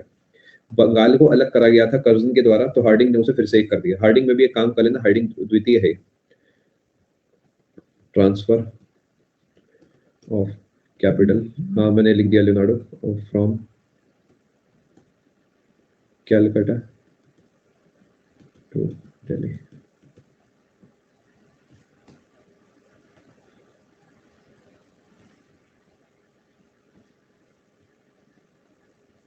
चलिए आगे। अजय भाई सेशन में हो तुम? अच्छा चलो सही है यार, नियत तो है फिर तैयारी की। Transfer of capital from Calcutta to Delhi. क्या हम तुम्हें इतने बेकार पर्सनालिटी के लगते हैं कि हम उस लेवल तक पहुंच जाएंगे जिस लेवल तक आपने हमें पहुंचाया? इतने बेकार तो हम नहीं है मेरे दोस्त। चलो अच्छे से तैयारी करो। क्रिएशन ऑफ बंगाल प्रेसिडेंसी और transfer of capital from Calcutta to Delhi. अच्छा आप दूसरे देखें, चलिए बहुत बढ़िया। चले जी आगे, नोट कर लिया आप सभी ने? ये भी लिख देता हूँ चलो यहाँ पे, कोरोनेशन। कोरोनेशन का मतलब क्या भाई अंग्रेजी वाले को? किंग जॉर्ज फिफ्थ राज्याभिषेक इन दिल्ली। क्या है ये सब, क्या है ये सब? ऐसा लगता है कोई सपना है कि अंग्रेज आ गए हैं और ऐसा हो रहा है वैसा हो रहा है। कितना ही बुरा लगता होगा उस समय। एस्टेब्लिशमेंट ऑफ हिंदू महासभा 1915 में बाय मदन मोहन मालवीय। यही दिल्ली दरबार है।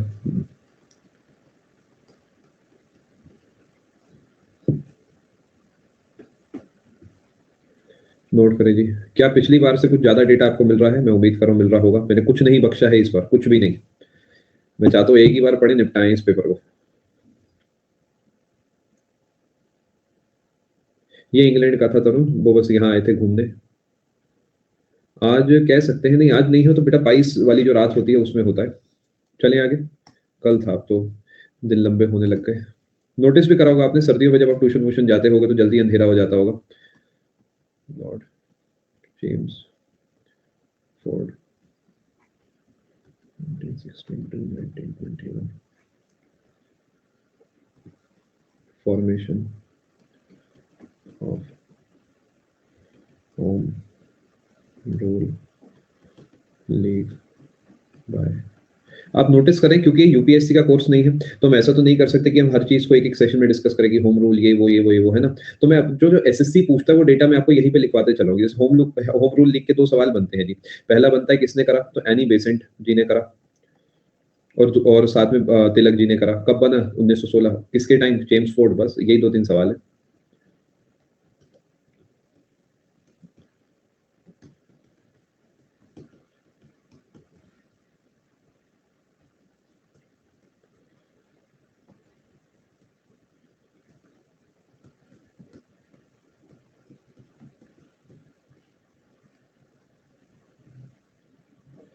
सीक्वेंस में ही चलते हैं। लखनऊ पैक्ट। लखनऊ पैक्ट से जैसे 2 सवाल बनते हैं, कब हुआ जी और किस किस के बीच में। बिल्कुल बिल्कुल, बहुत बढ़िया पॉइंट आपने दिव्यांश उठाया। बिल्कुल आप ये बात यहाँ लिख सकते हैं, शाबाश, बहुत बढ़िया। कांग्रेस एंड मुस्लिम लीग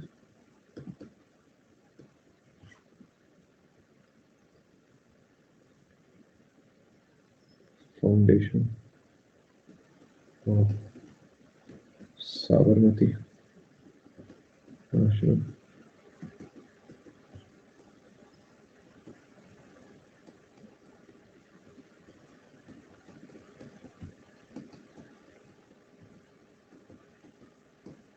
सत्रह भी कर सकते हैं आप इसे। 17 ही कर दो, वैसे तो 17 ही सही है इसके लिए। ये सत्याग्रह जो है 17 ज्यादा सही है। मदीना दोनों वैसे सही है, 17 ज्यादा सही रहता है। गांधी जी आए थे और उसके बाद साबरमती आश्रम बना था। चंपारण सत्याग्रह से शुरू हुआ, फिर खेड़ा, फिर अहमदाबाद। ग्रीन अगर मैं आपको शॉर्ट में बताऊं तो हम दोनों आपस में नहीं लड़ते, मिलकर पहले सामना करते हैं अंग्रेजों का। इस के लिए पैक्ट था कि जीत दोनों ही नहीं पा रहे तो क्यों ना मिलके दुश्मन के साथ लड़ा जाए। चलें जी आगे। जी हाँ, इनके टाइम पे काफी कुछ हुआ, इनके टाइम पे काफी कुछ है। अब आप देखेंगे डिटेलिंग भी थोड़ी सी मैं ऐड कर रहा हूँ क्योंकि यहाँ पर जो है सवाल काफी पूछे जाते हैं।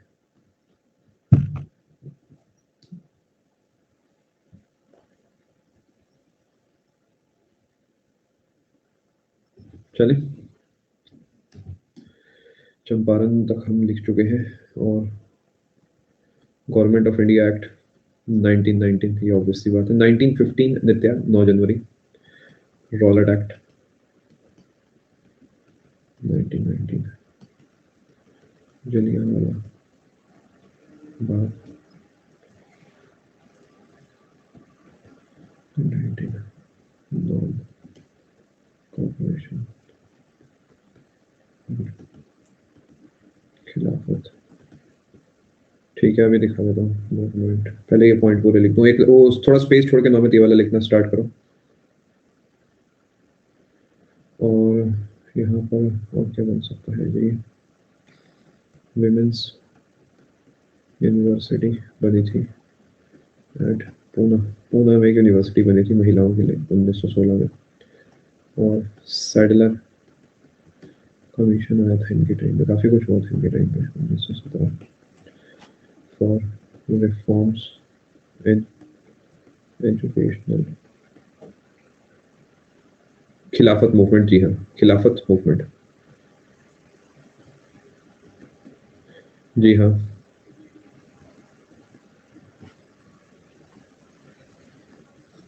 ये बड़ा अजीबोगरीब पॉइंट है जी, ये अभी तक नहीं पूछा गया कभी, बट मैं चाहूंगा आप इसे याद करके जाए।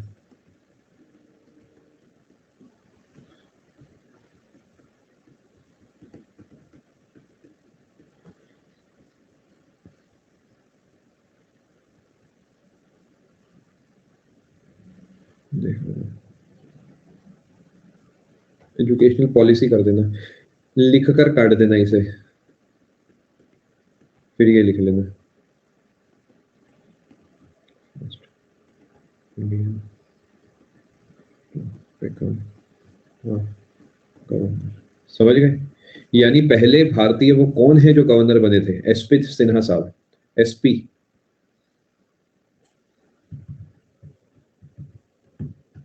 सही कराना, आज का क्वेश्चन टाइप वगैरह सब बंद रखा है, क्योंकि देखो आज फ्लो में सीख लोगे तो सीख लोगे। स्टेट, जी हाँ बेटा, स्टेट के, बिहार के।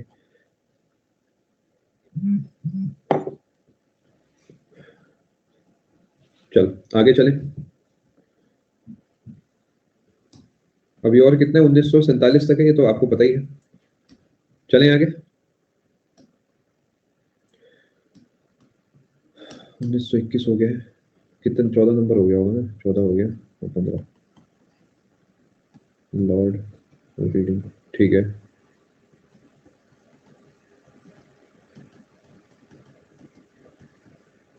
अब कल कोई बात नहीं बेटा।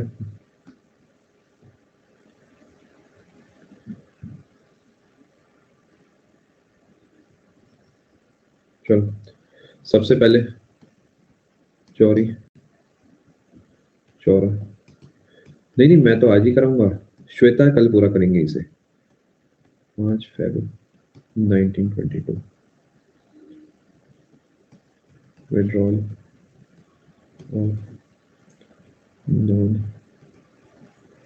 अरे वाह बहुत बढ़िया Ratnesh, operation movement.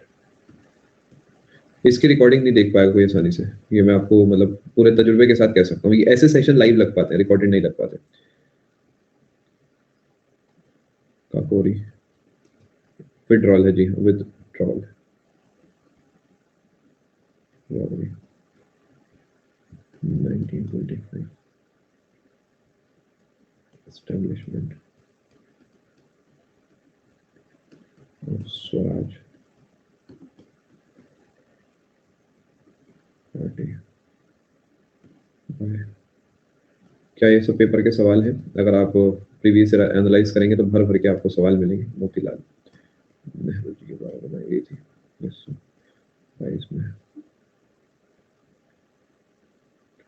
Decision to hold ICS exams simultaneously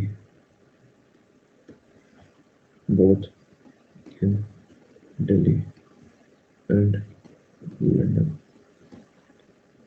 from 1923। जी हाँ, काफी सारे तो नहीं हैप्पी, बट जो जो पूछे जाते हैं वो सब पढ़ाया जाएगा।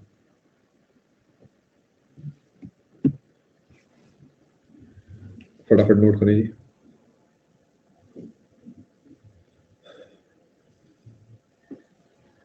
ये भी 1922 से एक साथ ही हुआ था ना, उधर चौरी चौरा हुआ, इधर ही हट गया। आप मुझे बेटा अर्पणा 1 या 2 सेशन के बाद आप मुझे अगले सेशन में भेज देना।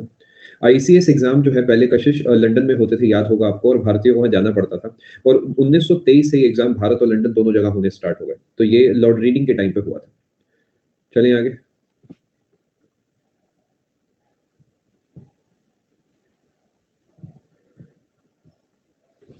चलो, हम पहुंच चुके हैं 15 नंबर पे, 1926 तक। Lord ICS, ICS Indian civil services. फटाफट नोट करें। ऑफलाइन अंकित, ऑफलाइन बेटा, इंटरनेट तो बना ही बहुत बाद में है।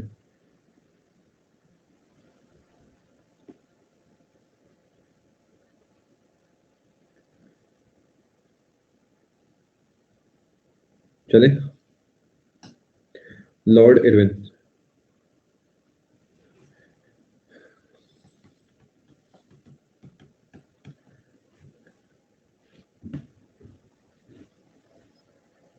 कुछ बच्चे अलग ही गेम खेल रहे हैं कमेंट सेक्शन में। साइमन कमीशन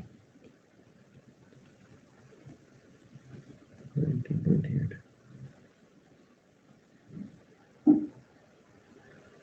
और क्या कह सकते हैं आप, नेहरू रिपोर्ट हो सकती है।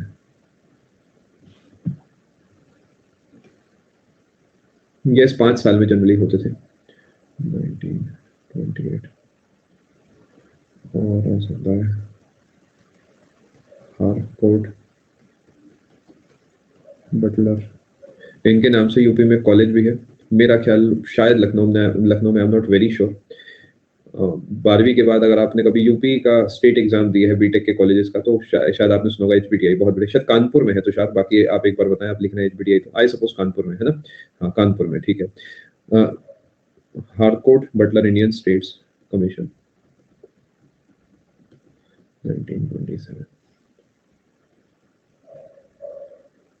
इसके अलावा आपको पता होना चाहिए लाहौर सेशन 1929। तो बटलर है ना ये।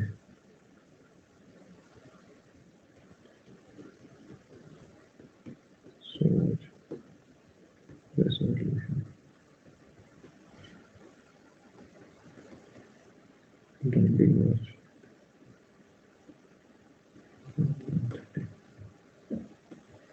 सिविल, अच्छा स्कूल भी है, बहुत बढ़िया। Obedience movement. बेटा टाइम अप मैं करता हूँ इधर से, जब तक जो जाना चाहे जा सकता है। फटाफट नोट करें, आपका टाइम अगर आप हो चुका है तो आप बाकी सेशन बाद में देख लेना। Dandi march, civil disobedience movement. Deepavali declaration 1929 by Lord Irwin.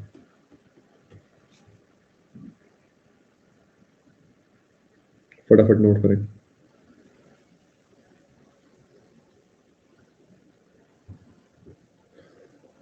Deepawali declaration by Lord Irwin, इसका मतलब क्या है अभी कुछ नहीं बताया जाएगा जी।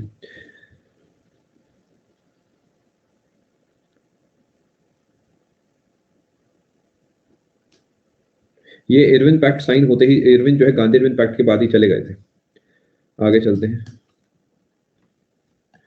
First round table conference, Gandhi Irwin pact, suspension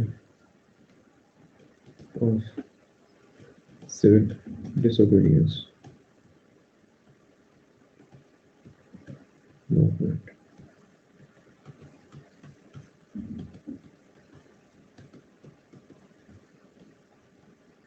psycho 1929 के सेशन में फाइनल हुआ था, तो 29 ही ज्यादा सही रहेगा।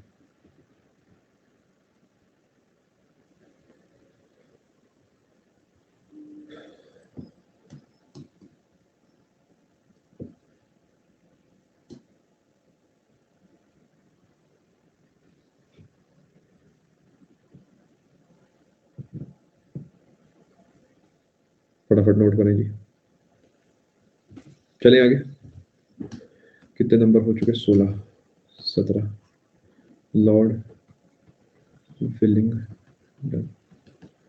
1936 सेकंड और थर्ड राउंड टेबल कॉन्फ्रेंस 1931 1932। जी हाँ, गांधी इरविन पैक्ट आपको अलग से पढ़ाया जाएगा, राउंड टेबल कॉन्फ्रेंस आपको पढ़ाई जाएगी, तो अभी आपको इस चीज की चिंता नहीं करनी, ये सब पढ़ाया जाएगा आपको।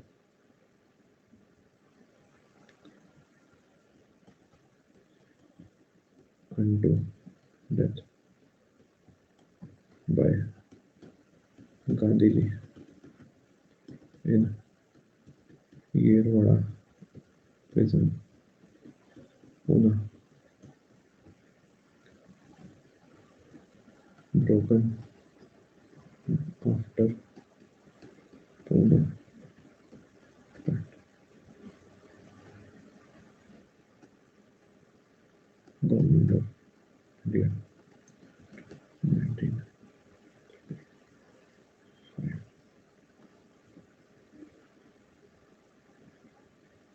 फास्ट अनटू डेथ यानी अब मैं खाना नहीं खाऊंगा। दिस इज पूना में ये सब पढ़ाया जाएगा बेटा, अभी आप चिंता मत करो, ये सब पढ़ाया जाएगा आपको। पूना पैक्ट एक टॉपिक है जो आपको पढ़ाया जाएगा, अभी आप बस नोट करें इसे।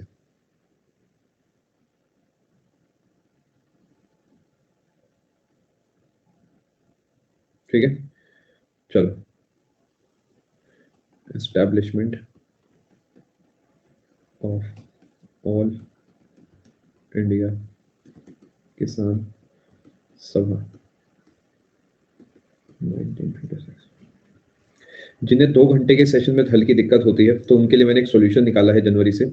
जनवरी से जो 1 से 3 वाला सेशन है वो 2 घंटे नहीं चलेगा, तो आप चिंता ना करें। सारे के सारे सेशन 2.5 घंटे के हैं, 1 से लेके 3.5 तक पढ़ेंगे हम रोज। ये उनके लिए है जो सोच रहे थे सिलेबस कैसे पूरा होगा, मैं लगाऊंगा एक्स्ट्रा एफर्ट, आप चिंता ना करें। आगे चलते हैं जी, चलो अगले नंबर पे आते हैं। 636 के बाद लॉर्ड लिन Lithgow.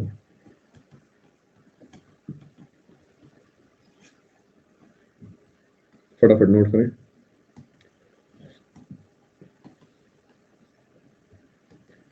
First general elections 1936-37।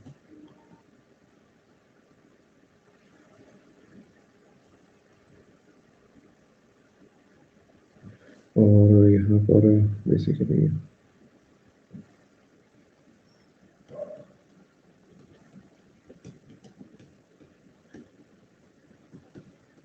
LINLITHGOW 2-3 page और हैं, बस फटाफट से नोट करें। 44 तक हम पहुंच चुके हैं।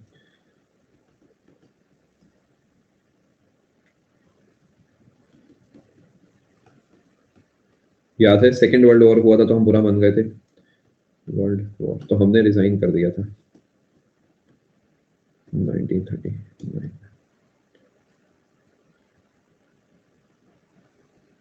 अगस्त ऑफर 1940।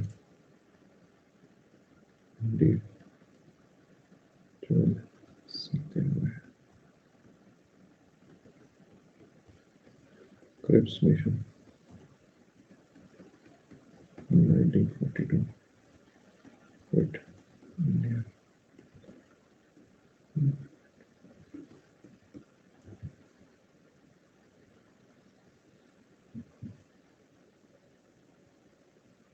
तब तक हमारे देश के कुछ लोग जो हैं वो जो उस जमाने के सीटें होती थी उन्हें भी संभाला करते थे, यानी कुछ अंग्रेज होते थे कुछ भारतीय होते थे, तो भारतीयों ने रिजाइन कर दिया था।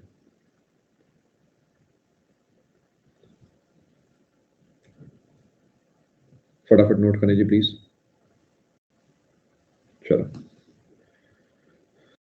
Formation of forward bloc by Subhash Chandra Bose 1939।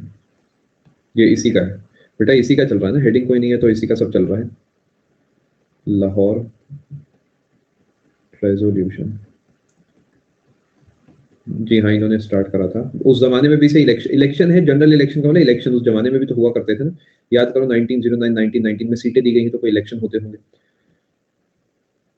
Bye Muslim league, इससे सवाल बना है, लाहौर रेजोल्यूशन कब पास हुआ था?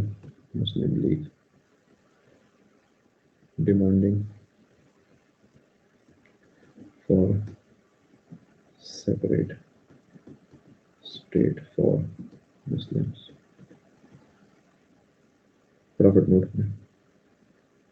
रेजोल्यूशन मतलब एक कागज कह सकते हो, लाहौर में कुछ चीज साइन हुई।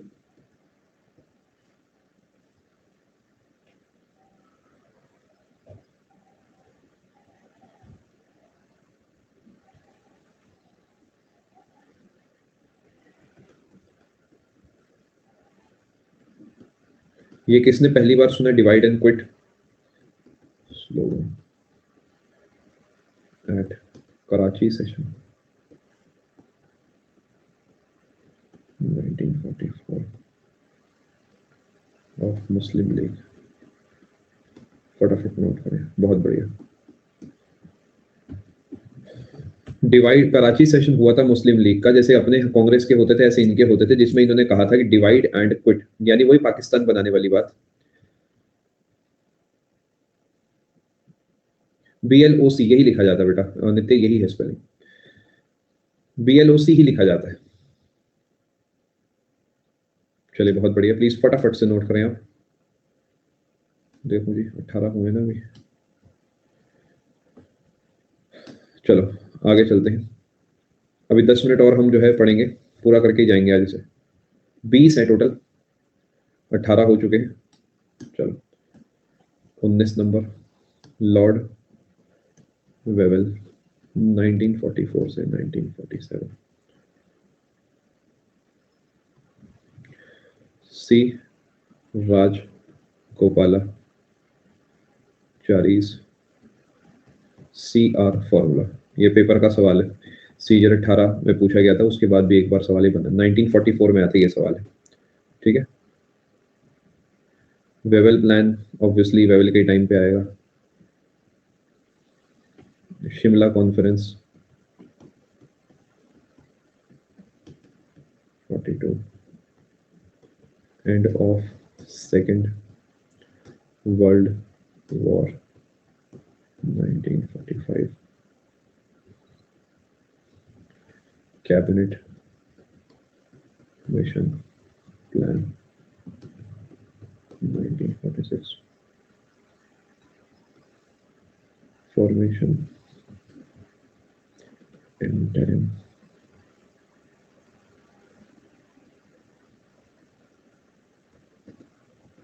गवर्नमेंट, अभी देख लेता हूँ क्या कमेंट आया आपका। 1946 अनाउंसमेंट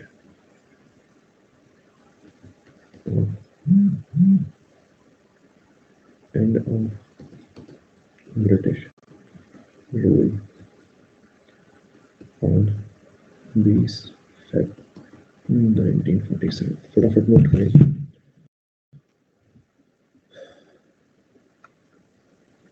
यही तरीका है, यही तरीका है हिमांशु, स्लाइड से गो थ्रू आपको मल्टीपल टाइम्स करना होगा।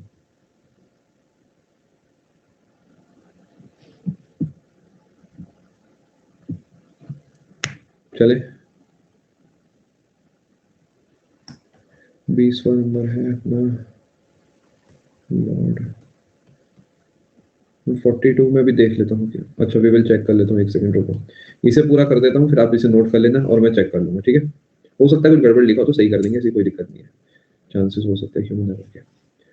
लॉर्ड माउंटबेटन 1947 1948, जून 3 प्लान, ये 3 जून को आया था, जिसमें सारी बातें समझाई गई थी, कैसे कैसे देश जो है अलग होगा। रैडक्लिफ कमीशन, जी हाँ चेयरमैन जो है वो है Cyril Radcliffe for partition of India and Pakistan. फटाफट नोट करें, इंडिया इंडिपेंडेंस 1947 15 अगस्त। चेयरमैन का नाम है CYRIL रैडक्लिफ।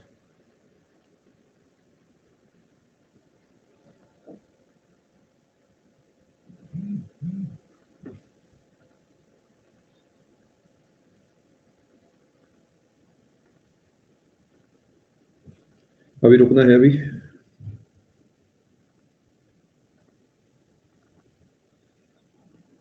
चले, अब बताओ क्या दिक्कत आ रही है पिछले पेज पे। अरे कहाँ गया, इस पे आ रही है क्या? इस पे, अच्छा ये इसे 5 कर लेना है, माफी जाएंगे। ठीक है, चलें आगे। अब फाइनल, यहाँ पर मैं फाइनल बात लिख रहा हूँ, ये आखिरी है। अब यहाँ पर इसके लिए कोई नंबर नहीं डालूंगा बिकॉज ये भारत आजाद हो चुका है। ये मैंने यहाँ पर 5 कर दिया, बस 42 की जगह शिमला कॉन्फ्रेंस के आगे 5 कर दिया। ठीक है, सेकंड पॉइंट, वेवल प्लान 45 में आया था। ये Chakravarti Rajagopalachari, C Rajagopalachari ji, last governor general of India. ठीक है, एक सेकेंड, लास्ट, अरे यार लॉर्ड लिख दिया, रुकिए, last governor general of India और the post of governor general was abolished in 1950। ठीक है, फटाफट नोट करें। देखिए, अगर आपसे कोई कहता है कि फर्स्ट इंडियन गवर्नर, अगले पेज पे लिखता हूँ, एक और पेज लिखवाऊंगा फिर आपको। वाइसरॉय बेटा वो होता है नॉर्मली जो क्वीन को रिप्रेजेंट करेगा, क्योंकि अब क्वीन का कोई रोल नहीं है 1948 में, तो ये वाइसरॉय नहीं कहलाएंगे, गवर्नर जनरल कहलाएंगे।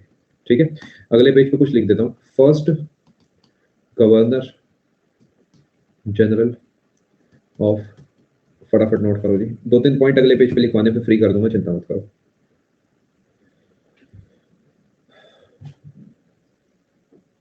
चलो, इंडिपेंडेंट इंडिया लॉर्ड माउंटबेटन, क्योंकि जिस दिन आजाद हुआ उस दिन ये थे। First Indian governor general of independent India, C Rajagopalachari, last governor general of independent India, C Rajagopalachari. आज का सेशन कंक्लूड होता जी, मुबारक, फटाफट नोट करें। पूरे कोर्स का सबसे इंपॉर्टेंट सेशन है, जो जानना चाहे जा सकता है। आने के लिए आप सभी का बहुत बहुत धन्यवाद। इसे सजेशन है कि इसी हफ्ते में इसे रिवाइज कर लेना, अगर रिवाइज नहीं करोगे ये याद नहीं होगा। सजेशन है, आज रात को सोने से पहले चाहे खाना जल्दी जल्दी खाओ, इस पूरे नोट्स के सेट को ईमानदारी से पढ़ लेना। ठीक है, दूसरी बात, अगर मैं आपसे बात करता हूं कि सेकंड रिवीजन कब देना है, तो वो संडे को होना चाहिए। बेटा इंडिपेंडेंट इंडिया है ना, तो कैनिंग नहीं होगा। मैंने इंडिपेंडेंट इंडिया वर्ड यूज करा तीनों जगह, आप ध्यान दो। मैं मतलब बहुत ही बारीकी से देखो डेटा बना रहा हूँ, क्योंकि मैं बहुत बार पढ़ा चुका हूँ, तो मुझे पता है कि बच्चे कहाँ पे अटकते हैं, तो उन चीजों का मैं खास ख्याल पहले ही रखता हूँ। ठीक है, आज आपके डाउट्स नहीं ले जाएंगे फॉर ऑब्वियस रीजंस, बिकॉज आज काफी सारा कंटेंट हमने कवर करा है। ख्याल रखिए अपना, अच्छे से तैयारी करें, और सुपर प्लैटिनम और अग्नि का डिफरेंस बता दूंगा, भी चिंता मत करो, कुछ भी ऐसा अर्जेंट नहीं है, इसकी चिंता आप ना करें। ठीक है, चलिए ख्याल रखिए अपना, मिलते हैं आप सभी से 4 बजे। Thank you so much.